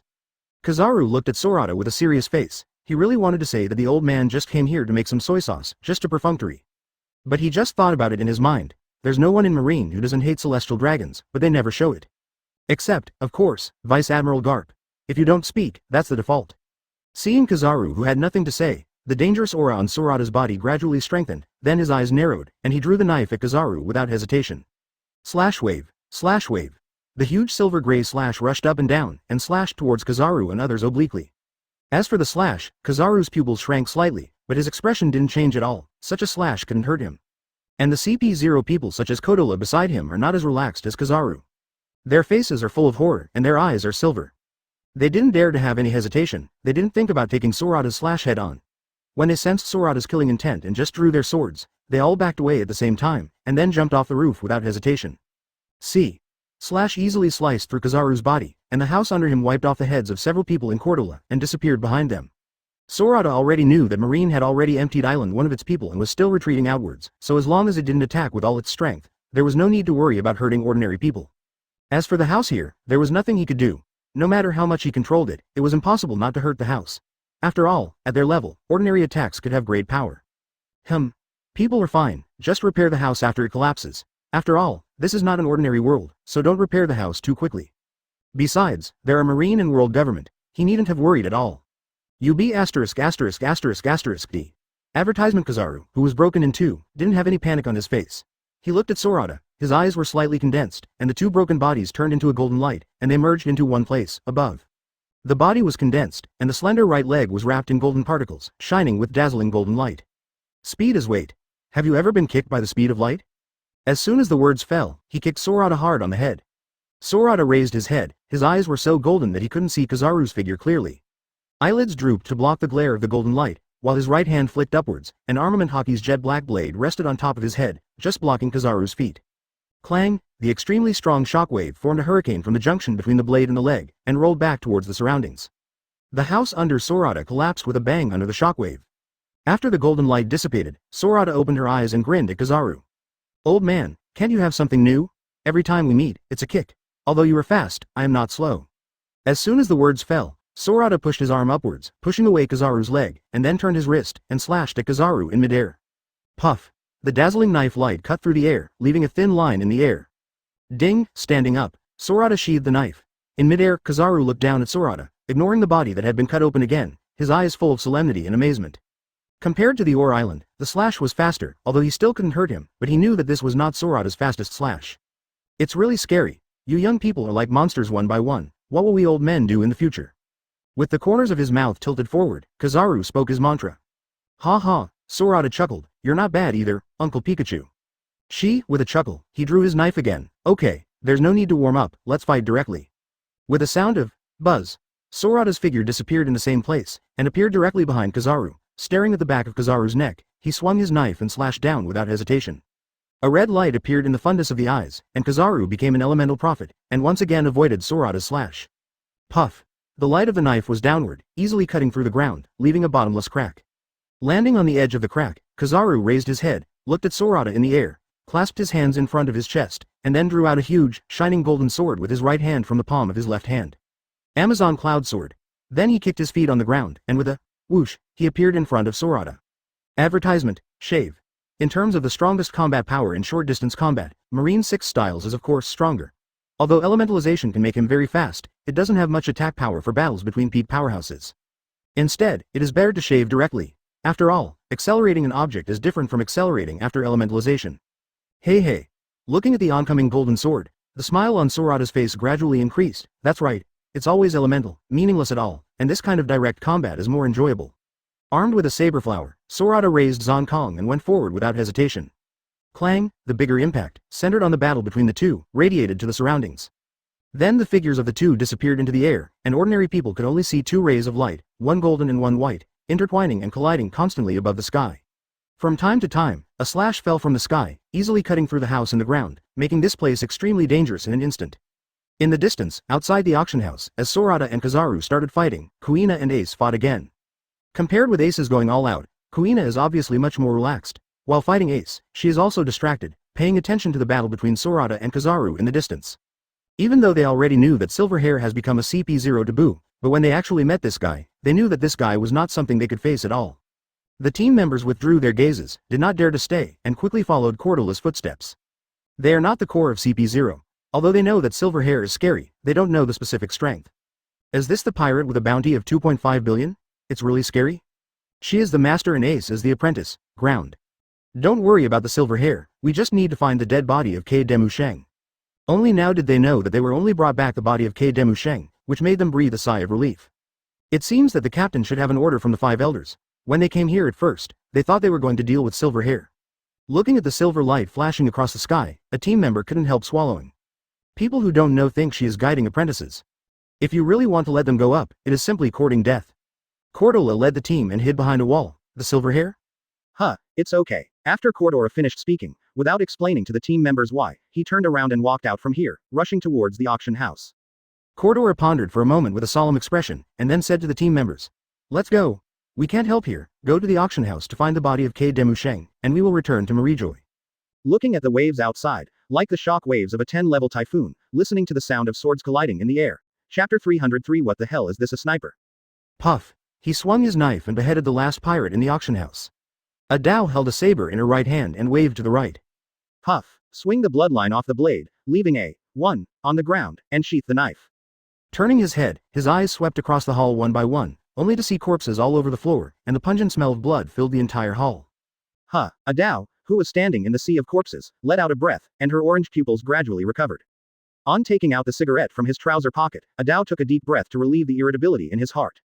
Then he held the cigarette holder in his right hand, left his mouth, and exhaled a big mouthful of smoke. Ha ha. With a chuckle, Adao sank, kicked her legs on the ground, and jumped out of the auction room. Here, Ahua and the others were already standing with an old man at the break in the auction house, watching the two battlefields fighting in the distance with great interest, and it seemed that it was getting lively. His eyes stayed on the old man for a moment. He was curious to see the legend, but he was not surprised. After all, they were not just going out to sea now. As if he had sensed something, the old man turned his head and nodded at Adao, then retracted his gaze, and refocused his gaze on Sorata and Kizaru who were fighting in the distance. Smiling at the old man's back, Adao walked slowly into the room between Awa and the others. What? As soon as she stood up, Adao saw Cordula and others coming from a distance. CP0. They have dealt with CP0 many times, and when they saw the clothes of the people in Cordula, their recognizable temperament, especially their masks, they knew that they were members of the CP organization. Hee hee. Awa pushed the mirror frame, and his eyes also fell on the people of Cordola, and said with a chuckle, I didn't expect that the CP organization would dare to send someone to seek death. Since Sorata hates the people of the CP organization, it also caused them to hate them too. Every time they met, they would kill them all, leaving no one behind. A celestial dragons died after all. Aluo stroked his hair, tilted his head and looked at the others in Cordola, and said with a sneer, seeing what these guys mean, they probably didn't come here to fight, maybe they just wanted to give that stupid pig celestial a fight. Dragons collect the corpse. Ah ha ha ha ha ha. But, the laughter stopped abruptly. Adao quickly pulled out the dark hound from his waist, and aimed his gun at Cordola who was getting closer. The tone was full of murderous intent. If you want to collect the corpse, it also depends on whether we agree or not, and whether you have the qualifications to step over us and enter the auction house. Advertisement. Cordola was the leader at first glance, so of course he had to kill him if he wanted to. Lowering his head, two tentacles protruded from Adao's head, his eyes were facing the scope on the gun barrel, and a red light flashed in his black and white pupils. From his perspective, the world fell silent. The people in Cordola, who were running fast in the distance, seemed to have suddenly stepped into the space swamp, and their movements dropped suddenly. A jet black armament hockey, from the arm up, wraps directly around the bullet in the barrel. He didn't think about being merciful. For CP0, he used all his strength and fired a few more shots. If he couldn't catch it, he would die. Snapped, the semi-transparent white entangled armament hockey's bullet rushed out of the barrel, pierced the air, and went straight to the center of Cordola's eyebrows. Squeak. Cordola's heart shrank suddenly, and a huge fear surged into his heart, giving him the illusion that there was an endless abyss ahead. He stopped his body urgently, and the stinging pain between his eyebrows made him make a wise dodge in time. After all, after decades of training by the world government, and he is the captain of the CP0 team, apart from countless battles, of course he still has strength. Common CP0s may not have the rare hockey-like knowledge color, but they basically have the captain level. While his eyes were glowing red, his head quickly turned to the right, and his body also turned to the right. Puff. The bullet grazed the left side of his head and went straight behind him. Sniper. Raising his head, he looked at the auction house. Boom. Before he could see clearly, the bullet that had just passed behind him suddenly exploded on the ground behind them. The strong shock wave caused the other 0 members of his team to fly forward at a faster speed with their bodies running at high speed. Only Cordola stayed where he was, with his waist slightly bent, his feet clinging to the ground tightly, preventing his body from moving forward with the shock wave. However, the shock wave behind him, sandwiching the broken stones, still made his back a little painful. The shock wave passed. Cordora turned his head and looked behind him. Gudu. He swallowed his saliva. Is this a sniper? Cannons aren't that scary. Advertisement. I saw that the street behind him had completely changed beyond recognition. A huge pothole with a diameter of more than 5 meters and a depth of more than 3 meters, where brown tree roots could already be seen under the ground, appeared in the middle of the street impressively. On the walls of the houses around the street, there are countless cracks like spider webs. Don't think about it, it must be caused by the vibration and shock wave just now. Haha. Hidden away. Adao raised the cigarette in his hand, looked at the street in the distance, took a deep breath, and turned his head to look at Aluo. Can't you be more accurate? Aluo took his eyes off the scope, turned his head to look at Adao, then stood up straight, put down the dark hound, and handed it to Adao. How about, you come? Adao stopped smoking, and then laughed. Forget it, dark hound is your gun, not mine, haha. Ha ha ha. He just raised the bar subconsciously. Such a long distance, at least more than 1,000 meters, he can still hit tens of meters, thousands of meters, and he dare not even think about the accuracy if he is asked to shoot. Don't bother me if you don't dare to come. Aruo pouted at Adao, then looked away, raised the gun again, and aimed at Cordola. Hide, I see how many shots you can dodge. He seems to have heard Shaki talk about it. It's like a stone has become a spirit, and it has become a different kind of life. Amazing. He stared at the dark hound, his eyes glowing red. After all, it's a new thing. Even he saw it for the first time, so he couldn't help being a little curious. He also saw the explosion just now. When the battle is over, I can let this kid give him a good appreciation later. Object A devil fruit. Is it alive? As if thinking of something, there was a hint of understanding in his eyes. He could feel that the gun, which was originally a dead thing, now revealed the breath of life, but this breath was a bit weird, not like a normal life. Dr. Vegapunk's stuff? Looking away, he was amazed. Although I have never seen it, but it is on the last island of the paradise, Sabayati Archipelago, and Shaki is doing intelligence work, so he knows a lot of information that is difficult for ordinary people to know. Rayleigh, standing on the far left, looked at Arlo for the first time, and looked at the dark hound in his hand, with a look of interest in his eyes. How about the feeling? That kind of power is definitely not something that ordinary weapons can emit. With his murderous intentions clearly revealed, he pointed at Cordola and pulled the trigger again without hesitation. Chapter 304 The Fate of Immediate Death. Quick, quick, quick, go. On the edge of island number 1, other people kept running out under the command of Marine. But the 3 of them went against the crowd in a different way and headed towards island No. 1. I saw a man wearing a fiery red coat, pink hair, a coxcomb hairstyle, a camera around his neck, and a backpack on his back, looking like a turkey, leading two men in suits and black crew-cut little brother, quickly headed towards Island No. 1. The three of them looked at the number 1 island in the distance, saw the golden and silver lights flashing there, listened to the constant roar, and felt the earthquake-like vibrations under their feet. There was no trace of fear on their faces, but full of excitement. Boss, I didn't expect that the silver-haired brother and the others would do such an earth-shattering event as soon as they came. The little brother on the left said excitedly. Yeah, the man with the coxcomb in the lead nodded. Let's go. We've been waiting here for the silver-haired brother for so long, and it's time for a wave of big news that will shock the world.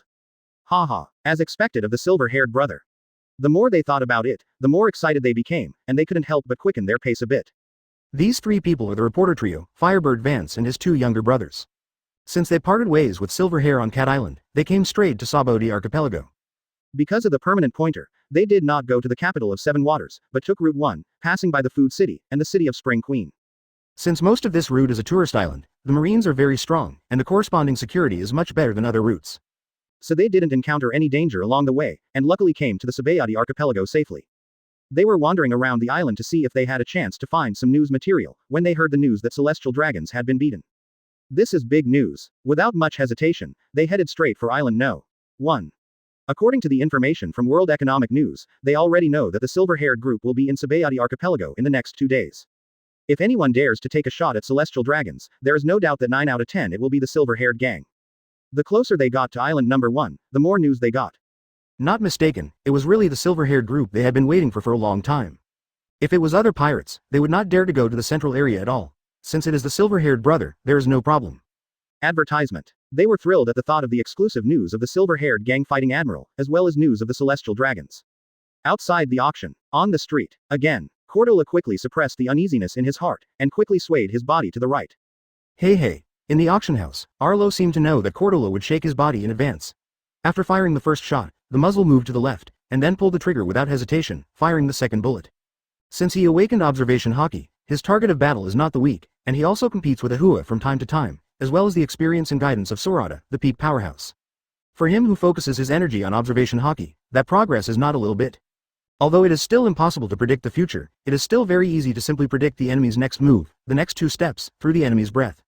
Puff, the first bullet did not go wrong, and once again grazed Cordola's head and shot behind him. Wrong. Cordola, who had dodged the bullet, did not feel the danger and left. Instead, it was as if he had stepped into an abyss. The anxiety in his heart was magnified to ultimate at this moment. He desperately urged his observation hockey, his eyes widened, and he looked in the direction of the auction house. There is one more. He finally saw it, but with his current state, it was impossible to dodge the bullet. The blue veins on his forehead appeared in an instant, like swimming green snakes, making his whole face look extremely distorted at this moment. Enduring the tingling pain on his forehead and the chill that seemed to freeze his soul, before he had time to think about it, he quickly urged armament hockey to cover his head. It made his head instantly turn black, as if a layer of pitch black metal had been plated on his body surface, and under the sunlight, it shone with a luster that only metal had. Come on. Whether it is life or death, it will be in the next moment. Cordora looked at the flying bullet with a hideous look on his face. Advertisement at this moment, as if time stopped, he could see the twisted air behind the bullet and sparks in the air. It was this thing that made him fall into the situation where he must die now. Clang, the bullet collided with Cordola's head, making a metal tremolo that only metal impacts can have. Cordora's face was contorted, as if he had turned into a ghost at this moment. His eyes were bloodshot, making his entire eyeballs turn blood red. However, no matter how much he resisted, it would only delay death. Since the bullets are made by Darkhound's own Devil Fruit ability, Darkhound, which has been cooperating with Arlo for a long time, will not let the bullets shoot through the enemy's head at all, but will explode at the moment of shooting into the enemy's head. Give the enemy the slightest chance of escape. So when Cordola couldn't dodge the second bullet fired by Arlo, and his armament hockey couldn't forcefully resist it, and when Darkhound entangled the penetration of armament hockey's bullet, his end was already doomed. If you can't stop it, you can only die. At this moment, Cordora seemed to hear the sound of a broken mirror, and he knew that this was a sign that his armament hockey was about to collapse. Coupled with the penetrating power of the bullet itself, even if he pushed armament hockey with all his strength, he could only stop it for a moment. After all, people in this world are all superhumans. There are people who can be killed by a single shell, and there are people who fall from a height of 10,000 meters and are unscathed. His heart sank into the abyss instantly. The bullet was like an indestructible drill bit, and after a momentary pause, it continued to head towards Cordola's eyebrows. Who knows if the head was shot through, if he could still live. He can react mentally, but his body can't keep up at all, and he can't teleport like Silverhair, and he can't disappear out of thin air. Caw. Before he could think about it, the bullet pierced through his armament hockey and went straight into his head. But he has nothing to do now, even if he is the captain of a CP0 team, facing a top sniper with a special gun at such a long distance. And at this moment, he couldn't escape at all. Click. The opponent's armament hockey may be weaker than him, but the color of knowledge is definitely stronger than him. How to escape? Therefore, after Arlo got the Dark Hound, his main training was accuracy, as well as training the Dark Hound to control the bullets. Chapter 305 Legendary Marine, Garp Boom, Boom. Two explosions were heard in succession, instantly behind Kodula and his body, and then flames and smoke rose into the sky. Due to the short distance, the smoke connected together to form a huge mushroom cloud, which instantly attracted the attention of everyone on Island Number 1 at this time. Even the civilians who escaped from Island Number 1, as well as Marine, can clearly see it. Feeling the vibration from their feet, they didn't stop, they quickened their pace and ran even faster. That's Big Brother Aluo. Stopping their bodies for a while, the three of Huo Nio looked at the mushroom cloud rising in the distance, their eyes moved slightly.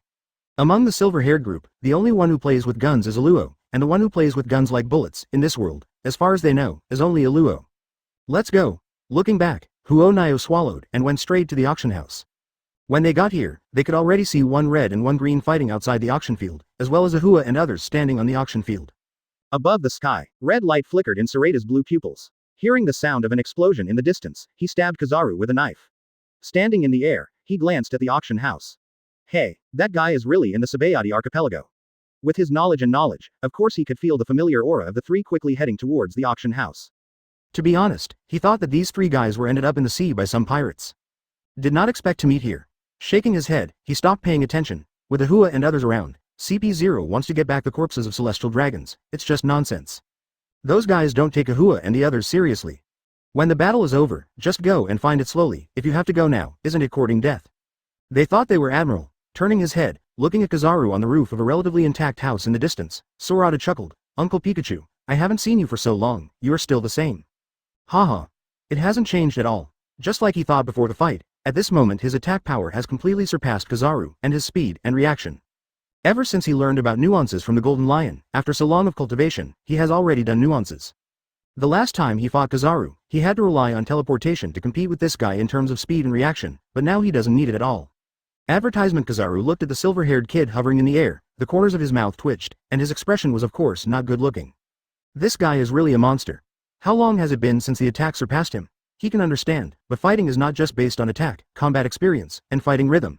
In just a few months, it made up for it. He remembered the last time he fought on Ore Island. This guy was like a novice. If it wasn't for that weird teleportation, he wouldn't be his opponent at all. But now, no matter in terms of combat experience or reaction speed, he was not much different from him. Because the swordsman's swing speed and attack were higher than him, he could even slightly press him down. Uncomfortable. What he didn't know was that in Little Garden, Sorata and others absorbed the combat experience of two titans who had been fighting for nearly 100 years. Although it was only 4 months, for them who were geniuses, to make up for the lack of combat experience, it is already more than wrong. Looking at Kizaru with a tangled face, Sorata opened her mouth and let out a hearty laugh. Ha ha ha ha ha. Seeing this guy's deflated expression, he couldn't help laughing. Ignoring Sorata's loud laugh, Kizaru turned his head and glanced at the street where Cordula was completely gone after the explosion dissipated, and sighed in his heart. Hey, it's anticlimactic. He can't handle the silver hair alone. Even if Vice Admiral Garp comes over, he can't do anything with the silver hair group. Come here this time. It's really what he thought. Come here for a walk, just perfunctory, and then go back. He is leaving. Will Sorata let him go easily? Hey, headache. At this moment, Sorata's laughter stopped abruptly, and she suddenly turned her head to look behind Kizaru. And Kizaru's originally ugly face also showed a smile again. He knew that the person he was waiting for had arrived. Although he still couldn't take down the nasty brat in front of him, he wouldn't let him be so arrogant. Why is this old guy here? In the auction house, Rayleigh's pupils flickered under the lens. That guy is different from the old guys like them. That guy's strength has not weakened with age at all. The old guy came here this time to arrest the silver-haired boy, right? Rayleigh rubbed his chin and thought for a while. It's possible, after all, celestial dragons died. How could the world government just stop there? After a short period of observation, he was able to get a rough idea of the silver-haired boy's strength.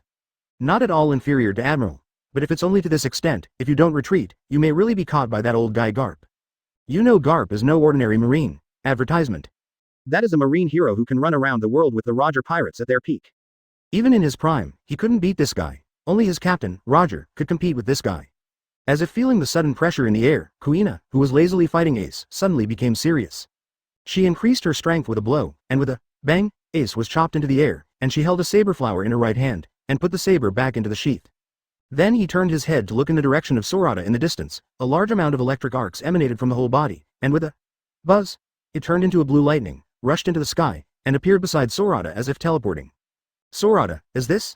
Showing a figure, Kuina was suspended in the air, staring solemnly at the burly figure slowly approaching in the distance. Why did you suddenly increase your strength? Ace stood firm, shook his slightly trembling hands, panted heavily and raised his head to look ahead. Well, where did you go? He turned his head, red light appeared in his eyes, trying to find Kuina.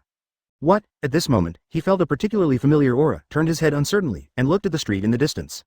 When he saw the figure he was thinking of, he couldn't help taking a step back, his face changed drastically, showing a look of fear. Why did the old man come here? To say that the person he fears most in this world is the old man in the distance who adopted him and raised him like his own grandson. At this moment, Huo Nio, who was already together with Awa and the others, also saw that figure in the distance through the lens. He raised his head abruptly, his face full of surprise. Why is Marine Hero Vice Admiral Garp here? Others may not know how powerful this person is, but as a reporter from the World Economic News Agency, how could he not know it? This one is a strong man who can drive One Piece around the world. Although it was decades ago, this one has always been the benchmark of Marine, a hero and legend who is not Admiral, but better than Admiral. How could he not be surprised that this one came here? Turning his head, he glanced at the old man standing on the far left, and there was a flash of excitement in Firebird's eyes. Could this be another legendary battle of the older generation? When he came here, he was surprised to find that Rayleigh was also here. This was information that even their newspapers did not know. But he didn't shoot thunder, and he didn't make more reports afterwards. Some things are destined to be photographed, but not necessarily destined to be sent out. For a peak powerhouse like Rayleigh, he doesn't dare to take photos randomly. He obviously lives in seclusion in the Sabodi archipelago. If he is exposed, isn't he asking for death? Who knows if Rayleigh will be as talkative as his silver-haired brother. Chapter 306 Armed Color World Peak. Looking at the white-haired old man from far to near, Sorata had a dignified look on his face. The old man's body is like an inverted triangle. Even if his body is covered by the marine uniform, he can still feel the monstrous power hidden in the uniform. According to what he knew, the old man was 74 this year, nearly 75 years old. 2 years older than Whitebeard, and the same age as Rayleigh, but in his perception, the old man gave him a feeling, obviously, stronger than Rayleigh. As for how strong it is, it will only be known after the fight. And he also knows that Oda clearly stated that Garp will not decline in strength due to age. At this time, Garp should be at its peak. At his peak, he can drive Roger's entire pirate team around the world. As for whether his strength exceeds Roger, then I don't know, but even if he does not exceed, he is probably at the same level. And he wants to be the strongest in the world, defeating the declining Whitebeard, defeating the peak Kaido, and defeating the man who is not at the peak. Even Shanks, who is known as the most hockey man, may not be the strongest in the world. Shanks was a dual swordsman at the beginning, and he seemed to have 2 swords in his hand. If I remember correctly, that guy should have been a dual swordsman when he was young. If he broke an arm, his strength would definitely decline. And Mihawk, also after Shanks broke his arm, never went to Shanks to learn from him. The last time he sparred with Mihawk, he knew from Mihawk that Shanks was indeed a very powerful swordsman before. Therefore, although Shanks improved a lot later on hockey and became the strongest conquerors in the world, he was supposed to be stronger. After losing his left hand, his strength is indeed not the peak of his ideal state.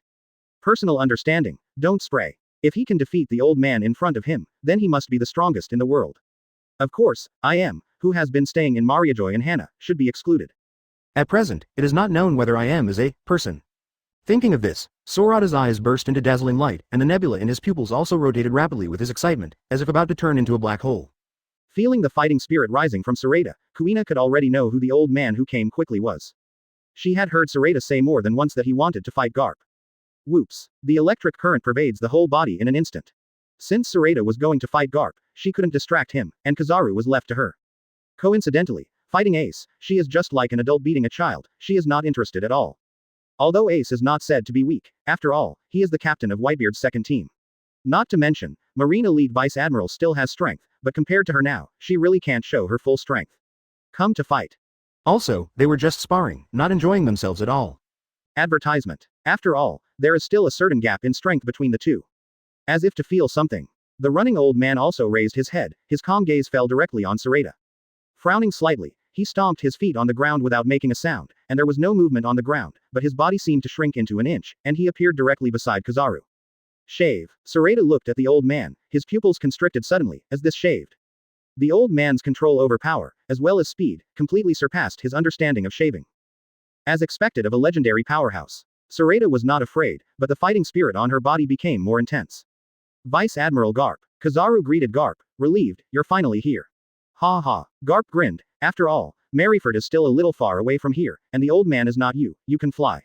It's good to be here so quickly. After the words fell, Garp raised his head, looked at Sorata and Kuina floating in the air, his eyes showed undisguised appreciation, and then said, "You are Sorata and Kuina." Haha. It's really amazing, as expected of the old man's hometown. As he spoke, he also raised his hands to Sorata and gave them a thumbs up.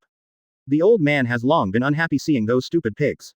Vice Admiral Garp, Kizaru's mouth twitched, interrupting Garp hastily, "It's better to keep these words in your heart." Haha. Garp laughed indifferently, "Yeah, I almost forgot, these words can't be said indiscriminately, ha ha ha ha ha." Seeing Garp's indifferent face, Kizaru could only helplessly shake his head. Although he also hates celestial dragons, he will not express it directly like Garp. Hey, Sorata kept her eyes fixed on Garp, "Are you finished? I don't care if you hate celestial dragons or not, since they are here, let's have a good fight."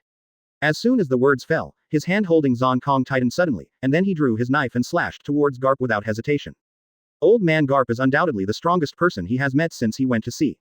According to his perception, the old man gives him a feeling that is obviously more stressful than Admiral. What is stressing him? Is it the body? The old man is already so old, and his body can no longer improve.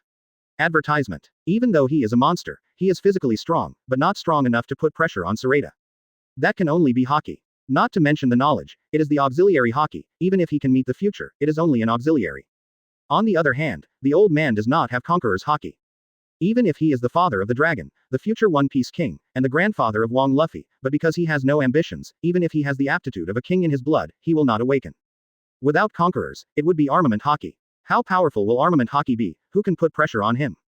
Go beyond the peak, reach another level, or condense to the extreme. The crisp sound of the knife, like the sound of cicadas in June, resounded throughout the world. The soaring sharpness caused the fallen leaves floating around Sorata's body to instantly freeze in the air, and then they turned into powder in an instant, as if they had been cut by thousands of knives. One sword style, draw the sword and chop, Shira. Wrapped around the blade of the pink super strong Haki, it leaves a thin line that distorts space in the air at an extremely fast speed. Then, the slash instilled with Sorata's monstrous fighting spirit turned into a ferocious Shira who stood up to the sky and charged directly at Garp. This brat. The smile on Garp's face disappeared, and there was a trace of seriousness in his eyes. Staring at the oncoming Shira slash, he withdrew his right hand suddenly, and then punched out with a simple punch from bottom to top. Clang. Like the sound of metal impact, it radiated the entire battlefield in an instant, surpassing the impact of the fight between Sorata and Kizaru just now, and instantly rushed around with the fight as the boundary. Little devil, it's really amazing. Haha. Garp let out a laugh and pumped his fist up hard. With a bang, Sorata's slash was sent flying. Puff. Slashing into the air, leaving a line in the air, easily slashing through the tree crowns covering this area. The impact of the slash caused the fallen leaves and branches in the sky to follow the slash and rush to the sky. If someone looks outside the Sabayati archipelago, they will definitely see a huge crescent-shaped sword glow, carrying countless residual branches falling Yifei to the sky. Scene. Spectacular. Chapter 307. So, let's fight. Ignored the glare of the sun falling from the sky. Sorata stood up straight, raised Zon Kong with his right hand, and placed it on his right shoulder. Shu squinted his eyes, staring at the layer covering the old man's fist, the pitch-black Haki that even the sun couldn't shine. Armament Haki. Is it just hardening? He knew that the old man's armament Haki was very powerful, after all, he was a monster of the monkey family. Wong Luffy has cultivated Haki to the peak in just over 2 years. How powerful is Garp, Haki, who has been fighting all his life and has always been at the peak? He sees it now. You must know that he didn't hold back a bit of the knife just now, except conquerors, he opened the armament Haki to the maximum, but the old man knocked his slash away with a simple punch. The black armament Haki on the old man's hand that seemed to swallow even the sun gave him unparalleled pressure. That's something he didn't feel with Admiral, with Carter's. But it is still unclear whether the old man's Haki has reached another level. After all, it is only the first time to fight. Boom. Squatting down and kicking his feet in the air, Sorata rushed straight towards Garp like a cannonball. He likes to play against these strong Haki because it can quickly condense his armament Haki. As for the old man in front of him, the owner of armament Haki, the world's top player at this time, he wanted to fight him a long time ago. Appearing in front of him now, he will not let go of this opportunity. After all, the old man has arrested pirates all his life, and he is indeed old, and he will retire in 2 years. Now, just right. During the downward rush, a domineering aura instantly radiated from Sorata's body to the surroundings. And Zon Kong, who was on his shoulders, was wrapped around the purple-black Haki. Click. Thunder from the void. Purple-black lightning kept strumming around Sorata. At this moment, the entire sky seemed to be dark, and the lightning finally wound directly on Zon Kong. Boom. Stepping on the air, Sorata's body drew a purple-black line in the air, and in the downward rush, a huge dragon head wrapped with purple-black lightning appeared on the surface of the body. One sword-style azure dragon. Advertisement. It was not approaching yet, as if the air in the entire sky was pressed down, the infinite pressure made Kizaru and Garp on the roof of the house instantly serious. Well, it's terrible. Kizaru pursed his lips. The corners of Garp's mouth turned down, the smile on his face faded away. Sorata's knife had already made him serious. Bang bang bang. His heart beat faster, and the blood in his body instantly flowed at a high speed, making his already burly body seem to swell in an instant. Looking at the oncoming super powerful slash, a red light appeared in Garp's eyes, and on the lowered right fist, the jet black armed color seemed to be coated with another layer of black paint, making it even blacker. He retracted his right fist, just like the previous punch, and hit Sorata's falling body. Boom, click. The sound of collision, accompanied by thunder, resounded across the entire island in an instant. The extremely strong shock wave forced Kizaru to retreat, and the house standing under them collapsed directly under the pressure of the shock, as if being punched in the air, was squashed. Then the shock wave, a whirlwind, set off the fragments of the house, which spread out in a circular shape, non-stop. Caw caw caw. Even from the place where they fought, there was a piercing sound like space shattering. Against Sorata's slash, Garp looked at the young face close at hand, with the corners of his mouth up, and laughed loudly. Ha ha. Brat, do you only have this strength? Sorata's sword is indeed very strong, but there is nothing he can do with such power. When he came here this time, what he wanted to see the most was what kind of power Sorata used to quickly kill Carters when he was sprinting for Pelusolino. If you don't understand the power that can instantly kill Admiral will have a layer of worries in front of this guy in the future. Take this time as an example. If it was before, although Pelusolino was very lazy, he was still very concerned about marine and world government. But when he knew that he was facing Sorata, no matter how well he hit it, Garp still found out his resistance and hesitation. Such emotions should not appear in a peak powerhouse, let alone Pelusolino or Marine Admiral. How much power I have, you will know right away. Veins appeared on Sorata's forehead, facing Garp's fist, his body stepped back, and then he swung his knife to slash downward at a faster speed. And Garp is like a prophet. When Sorata retreated, he also retracted his hand at the same time, and then his fist went up, just in front of Sorata's blade. Boom. A bigger shock wave rushed around. Afterwards, the bodies of the two of them became afterimages, like two rays of light, backing and colliding non-stop, back and forth. Advertisement. The violent collision sound, sandwiched by a bigger impact, formed a hurricane, rolled up the gravel on the ground, and the debris of the surrounding houses, and flew around non-stop. This is too pervert. Firebird put his head on the camera, watched the storm rushing in the distance, and swallowed. Although he was surprised, the movement of his hands did not stop. He kept pressing the shutter, taking pictures of the battle in the distance. Click. At this moment, on the battlefield in the distance, at some point, cyan lightning appeared, and the lightning was like thunder snakes, covering the entire sky in an instant. Far away from the place where Sorata and Garp were fighting, Kuina looked back at Sorata, lightning appeared in her cold pupils, and an electric arc exploded on her body instantly. Looking down at Kizaru, Kuina's eyes turned cold, and with a bang, she shot straight at Kizaru. As if sensing Kuina's fighting spirit, Kizaru turned around abruptly, raised his head to look at the lightning that was approaching rapidly. A large number of golden particles quickly appeared on his body, and on his right hand, the golden sword once again emerged. Boom. Just as Kizaru raised his sword, he felt his shoulders sink. The force from his arms caused his body to sink immediately, and the ground under his feet collapsed instantly. Amid the sound of the explosion, the ground was like sea waves, curling and swaying towards the surroundings. Looking at Kuina, who has completely turned into a lightning man, Kizaru's face became serious. Is this the strength that Kuzan said can confront Admiral? It's really scary. With a strong hand, with a bang, Kizaru pushed away the blade of Kazuichimonji, raised his shining golden right foot, and kicked directly at Kuina. As if feeling the sharp edge coming from Kizaru's leg, Kuina quickly retracted the knife, and an afterimage of the knife danced in her hand, directly in front of her body. Boom. The powerful force kicked Kuina's body into the air, shooting towards the sky like a cannonball.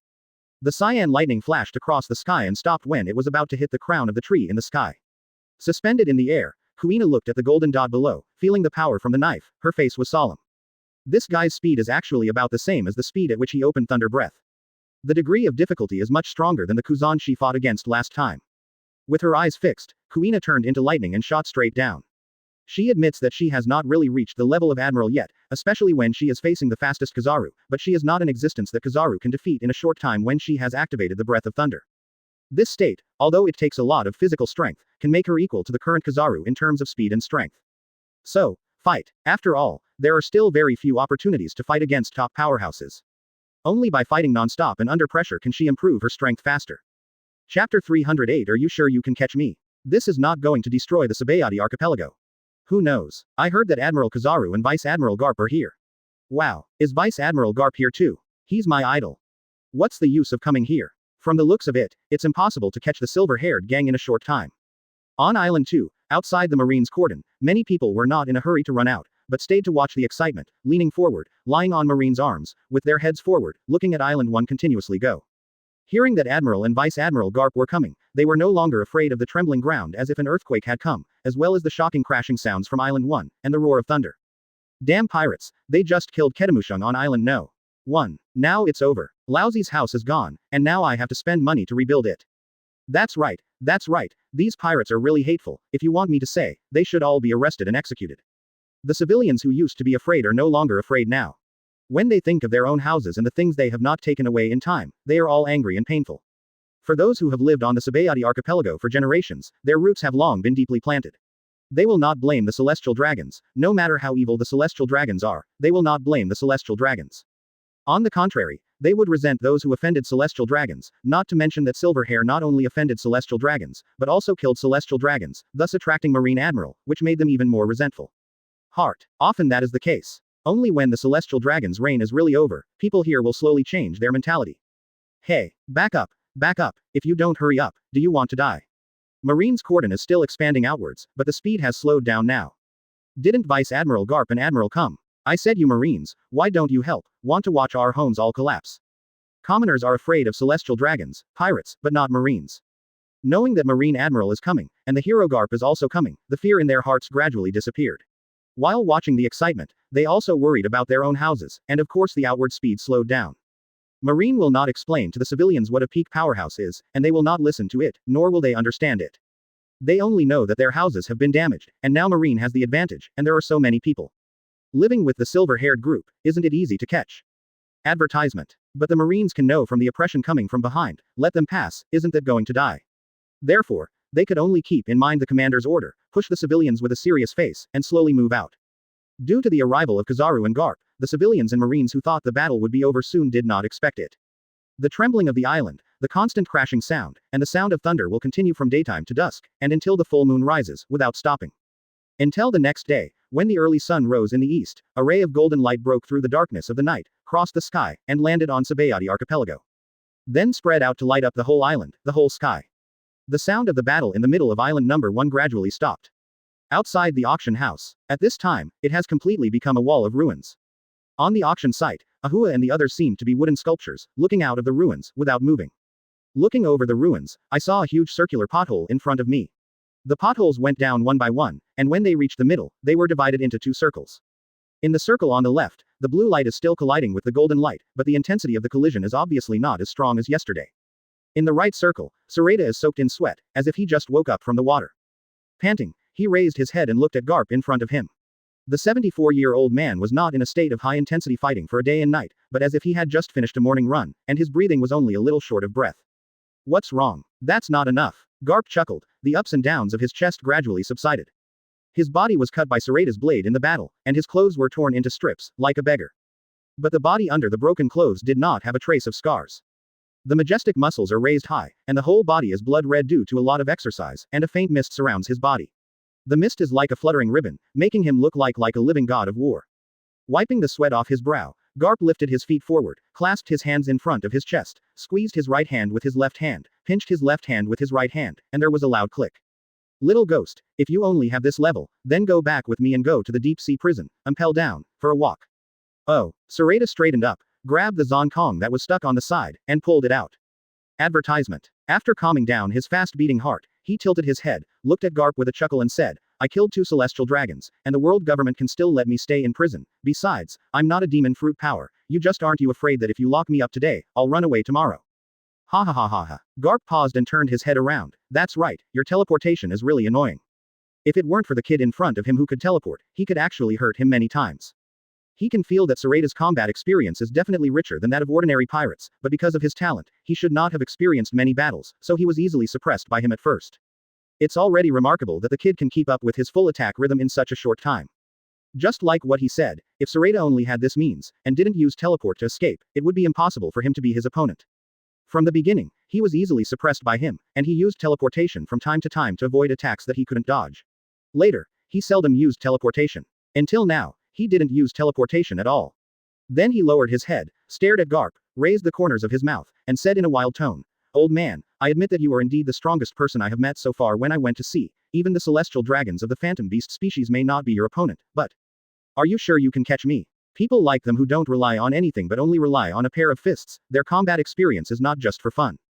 Be careful next time, don't blame me if you die. You know he has fought all his life. But you are facing me now. Then comes the real battle of life and death. But, Garp raised his head, put away the smile on his face, and moved on. That's a matter for other departments. Our Marine is only responsible for arresting you. With a knife in his right hand, he put the knife back into its sheath. But after a day and a night of fighting, he has already seen the horror of Sorata's talent.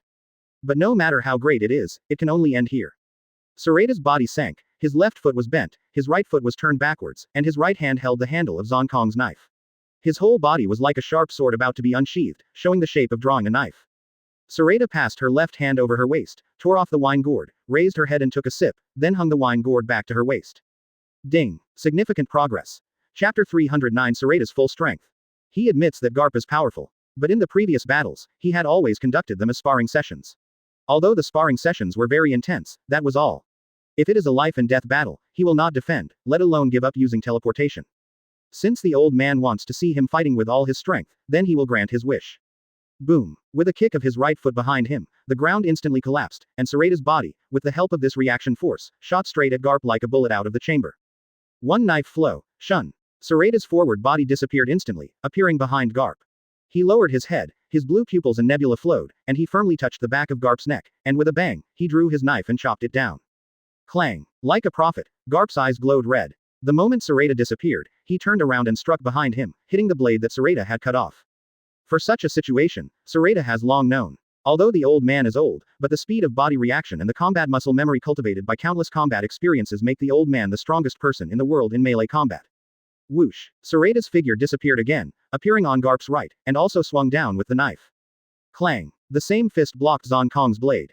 Whoosh whoosh. Surrounding Garp, Sorata kept flashing and swiping his knife, but every time he swung his knife, there was a fist covered with jet black hockey. Obviously, the old man's observation hockey has reached the point of predicting the future. In order to know the source of each teleportation of Sorata and the position of each swing of the knife. Haha. In the light of the sword, Garp's fists danced into afterimages, and he caught all the light of the sword. He laughed and said, "Little devil, melee combat, even if you can teleport, you can't do anything to the old man." Oh, is it so? Clang. Fighting again, Sorata jumped back with the strength of the old man's fist, suspended in the air, looked down at Garp, and pulled the corner of his mouth upwards, showing a wild smile. Don't worry, you'll know right away why I'm never afraid of world government's revenge. Oh, hurry up. Then, advertisement. The old man retracted his fist, grabbed the clothes on his left shoulder with his right hand, and tore them downwards, revealing a majestic upper body full of explosive power. To be honest, it's been a long time since he fought so happily. The current pirates didn't interest him at all, and he couldn't remember the last time he made a full shot. Counting forward, it should be 20 years ago. If I'm not mistaken, it should be time to capture the Golden Lion. Now that I think about it, I really miss it. So when he knew that Sorata was going to go all out, he gradually became excited. In the previous fight, he could sense the kid's clumsiness, and he should be fighting with him as a whetstone. Buzz buzz. At this moment, Garp suddenly found that the surrounding space fluctuated violently. At this moment, a wave of spatial pressure suddenly fell on his body. Although the pressure was strong, it was still within his tolerance and had no effect at all. If you want to see my true strength, then I will fulfill you. Opening the space field, the nebula in Sorata's eyes turned rapidly, and he let go of Zong Kong with his right hand. I saw Zong Kong quietly floating on his right. And Sorata took out a black knife from his trouser pocket with his left hand, which was exactly the same as Zong Kong, but was covered in black. After pulling out the autumn water, he also let go of the autumn water, allowing the autumn water to float to his left. Then he clasped his fists in front of his chest, held his right hand empty, and gradually pulled out a pitch-black longsword from his left hand, like a black hole, and the surrounding space was twisting crazily. After drawing out the long sword, Sorata just waved his right hand lightly to the right. I saw a crack, a pitch-black crack, in the space where the blade crossed. Looking up, the surrounding light has been distorted by space. They are now in a space field with a diameter of 40 meters. Garp only feels a terrifying pressure coming from all directions, giving him the illusion of being in the bottom of the sea. If his physical body was not strong enough, he might have been suppressed by this coercion long ago. But although it is still within his tolerance range, it has more or less affected his strength. After all, fighting the enemy easily is definitely not the same as fighting the enemy with a mountain on your back. But relying on this pressure, trying to defeat him must be a dream. After all, the most important part of his combat is close combat. Even if there is pressure, it does affect his speed, but it does not affect his combat effectiveness in close combat. But when he lowered his head and looked at the space-distorting long black sword on Sorata's right hand, and at the black cracks left by the blade when it crossed the space, he was like a cat with fury hair, his pupils shrank suddenly, and his face an unprecedented dignified look appeared on his face. In his perception, the sword in Sorata's hand did not emit any power, nor did it have any breath. If he didn't see it with his eyes, there would be nothing there at all. But the coldness that penetrated into his soul, as well as the tingling sensation from his body, let him know that the thing in Sorata's hand was extremely dangerous, and it was more dangerous than anything he had ever seen. And the crack left by the blade across the space, he could perceive that it was a real crack in space. Advertisement: this is still a light swipe, if you really fight seriously. Little ghost, is this your real power? Garp stared at Sorata's pale blue pupils, and said in a serious tone, I have to say, it's scary. He knew from Kuzan that Sorata used a kind of black energy that he couldn't understand to instantly kill Carters. If he guessed correctly, it should be the energy he is holding in his hand now. Hey. Sorata raised the corner of his mouth and said with an evil smile, don't you want to see all my power? As soon as he stopped laughing, he frowned slightly, and stared at Garp with murderous intent for the first time. Old man, it's done, if you can't catch it, you will really die. As soon as the words fell, Zonkong and Chu Shui buzzed, and floated up. Without the grasp of Sorata's body, in this spatial field, two indestructible knives, exceeding the speed of sound, pierced the air, and shot straight at Garp with unparalleled strength. Garp's eyes glowed red, and he quickly raised his hands and folded them in front of him. Clang! As soon as the body sank, the unparalleled force from the blade caused the ground under Garp's feet to collapse instantly. The impact was downward, causing waves to appear on the ground, rushing to the surroundings, but when the waves rushed to the edge of the space cover, it was like being blocked by an indestructible wall, and could no longer move forward at all. He could only keep hitting the walls of the space to vent the remaining anger in his body. It's more powerful than holding a knife in person. Garp raised his head, looking at the two Kiyoshi and Zonkong in front of him, which were wrapped in pitch black, glowing pink gas, feeling the power coming from the knife, as if the whole space under the pressure on him. A gleam appeared in his eyes. Is it this special space? Boom! Using force with his arms, he repelled Zonkong and Chu Shui in an instant, but before he could breathe a sigh of relief, the two knives that flew out instantly turned around and shot towards him again, one left and one right. Chu Shui and Zonkong are now under Sorata's control and are the real flying swords. Bang bang bang. Garp's figure kept flickering, colliding with the two knives, but no matter where he flicked, the two knives kept sprinting around him like a follower. And the sharpness on the blade, although not as sharp as Sorata's own wielding of the blade, is faster and stronger than his own holding the blade in terms of strength and speed. The main thing is that there are two swords now. In this space domain, Garp still has to face the infinite pressure in the space. Suddenly, Garp fell into a disadvantage instantly, and he couldn't get rid of the pursuit of the two knives at all. Vice Admiral Garp. Outside the space domain, where Kizaru and Kuina were fighting, it seemed as if they sensed that Garp was in deep danger. Kizaru, who was originally a little relaxed, suddenly became serious. But it is impossible for him to help. Kuina in front of him is not a vegetarian, he has been fighting for a day and a night. Even though he can feel her tiredness from Kuina, it has not reached the point where he cannot really fight. So he can't do without. Hope nothing happens. Withdrawing his gaze, he raised the Amazono sword in his hand to hold the blade that Kuina swung down again, the yellow golden light, and the blue thunder. The battle was still fierce. Chapter 310. Defeat is set. What is that? I don't know that the three Firebirds in the Sorata space field, as well as Brooke and Rayleigh, and I don't know when they mixed in with Ahua and the others, and Ace, who was standing on the left of Rayleigh, all stared into the distance with surprise, staring like in another time and space. Sorata and Garp are at war. Through the distorted space, they could vaguely see a silver-haired figure standing in place without moving, and a tall figure surrounded by sword lights that kept slashing across their body. It was obvious that they were fighting fiercely, but there was not even a sound at the place where the battle was fought, as if they were not in this time and space at all. Brooke didn't know what he thought of. A green light appeared in the dark skull eyes, which looked quite scary. He put down the coffee cup from which he didn't know where he took it out, turned his head to Awa and asked, Awa, this is the gods' battleground you mentioned, right? Hearing Brooke's question, the three Firebirds quickly turned their heads to look at Wa, and even Rayleigh and Ace stared at Wa with interest. Awa didn't give a shit either. He stretched out his index finger, pushed the mirror frame on the bridge of his nose, and nodded, yeah. This is the battlefield of the gods. But this is just Sorata's random creation. I heard Sorata say that this is actually his space domain. He can do everything in a 40-meter diameter domain. Omnipotent. Everyone was startled. Firebird remembered the scene where he, Bass and others followed Sorata and his group to the Ore Island. Sorata solidified the seawater, making them feel as if they were walking on the sea, and blocked countless shells. A gleam of understanding flashed in his eyes. At that time, I knew that Sorata's ability was very strong, and could even fly with a ship, but I never knew what it was. Now I know that it turned out to be a space field with a diameter of 40 meters. If one can really control everything in the space domain, then it can really be said to be omnipotent. Yo ho ho ho. At this moment, Brooke laughed, breaking the silence around him, and then turned his head to look at the battlefield in the distance. It's really amazing. Of course. Aluo put his hands in his trouser pockets, stood sideways, and said arrogantly, as long as Sorata is serious, let alone one admiral, Even if all 3 Marine Admirals are here, they can't ask for it. Benefit. Although the hero Garp is strong, it is impossible to be Sorata's opponent. That's not necessarily true. Ace pursed his mouth, and opened his mouth to say, the old man is a legendary Marine, but the world's top powerhouse. Although he was afraid of seeing Garp after becoming a pirate, Garp is his grandfather after all. Although he knows that Sorata is strong, Grandpa Garp is not weak. He heard more than once from his father that he praised Garp, saying that he is the most powerful existence in Marine advertisement. He didn't feel it much at first, but since he went to sea, he heard a lot of legends about the old man, and after arriving in New World, he knew why the old man's fists hurt so much when they were young. For the old man's iron fist of love, he was afraid from the bottom of his heart.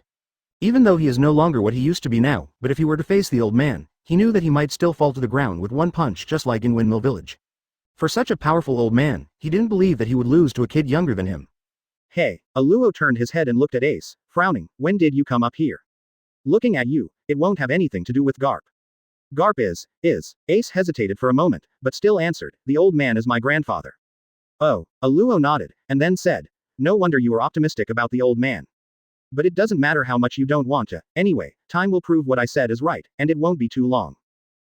Ace stared at Arlo, his eyes gradually blazed. As if feeling Ace's anger, Arlo shrugged without hesitation, and said contemptuously, what, want to fight? If it weren't for Kuina's mercy, you would have been defeated long ago, and now you still want to fight us, have you made up your mind? Hey, at this moment, Ahua and Atao also turned their heads and looked at Ace. Think about it, if you want to fight, the 3 of us will fight one of you, or you will fight the 3 of us. Just hit, you think Lousy is afraid of you? Ace took a step forward, staring at the 3 of Ahua with flaming eyes. He admits that he can't beat Sorata, he can't beat Kuina, he also admits it. After all, Kuina has been fighting Kizaru for a day and a night, and he still knows his weight. Kuina played against him yesterday, and he really didn't use his full strength. His strength is indeed able to fight against Admiral, but it is only a short-term fight. He is not arrogant enough to think that he has really reached Admiral's level. But why did the 3 guys in front of him provoke him, and really think that he, the captain of the second Whitebeard team with a reward of 500 million, is a vegetarian? Okay. Rayleigh glanced at the 3 of Awa, and then looked at Ace. It's better to wait for them to finish fighting. You can fight whatever you want. Let's watch the battle now. Advertisement, yeah. The 3 of Ahua nodded. Okay, give Mr. Rayleigh a face. Ace still wanted to go up, but was held back by Rayleigh. HMPH. Then we'll wait and see who loses. Ace withdrew his gaze, the flames in his eyes disappeared, and he looked at the battle in the distance again, with a flash of worry in his eyes. Even though he screamed fiercely, he also acted calmly, but he could see that since Silverhair used this so-called space domain, Garp had fallen into a disadvantage. After all, although there is no sound in the battle scene in the field, the silver-haired figure standing still, as if watching a play, is in contrast to the figure of Garp, who is surrounded by sword lights and keeps punching and flickering. With a kick of his legs on the ground, he appeared in front of the cover in an instant. Is this the power that this brat has been relying on all this time? And that brat hasn't made a move yet. In this short period of time, he felt that his physical strength was consumed several times faster than when he was fighting with Sorata's real body. I have to say, it was horrible. This kind of battle just consumed energy to kill him. No matter how he dodges or punches, Zhang Kong and Chu Shui are like 2 poisonous snakes, staring at him and not letting go. Garp, who is trapped in the space field, will definitely not be easy. If you want to go out, you have to break the cover. Staying inside, you not only have to bear unprecedented pressure, but also have 2 blades that are constantly attacking. Even if the 2 knives can't break through his armament hockey's defense, they are quickly consuming his physical strength. Dang hit Zhang Kong and Kia Shui hard. Taking advantage of this momentary gap, Garp tilted his head, looking at the distorted space cover covering the range. Just like he thought, in the field of space, Garp is really not easy. Can't stay here anymore. The pitch-black long sword that gave him an extremely dangerous feeling has not moved yet. Although he didn't know how strong Silverhair's space domain was, he could tell from the confident tone of the 3 of Ahua that it was definitely not possible to be weak. He could feel that if the kid and the 2 swords shot at the same time, his situation would be even worse. After all, the speed of the sword now is much faster than Sorata's own sword fighting speed, and there are still 2. He no longer has the confidence to defeat Sorata, and it would be nice if he could escape.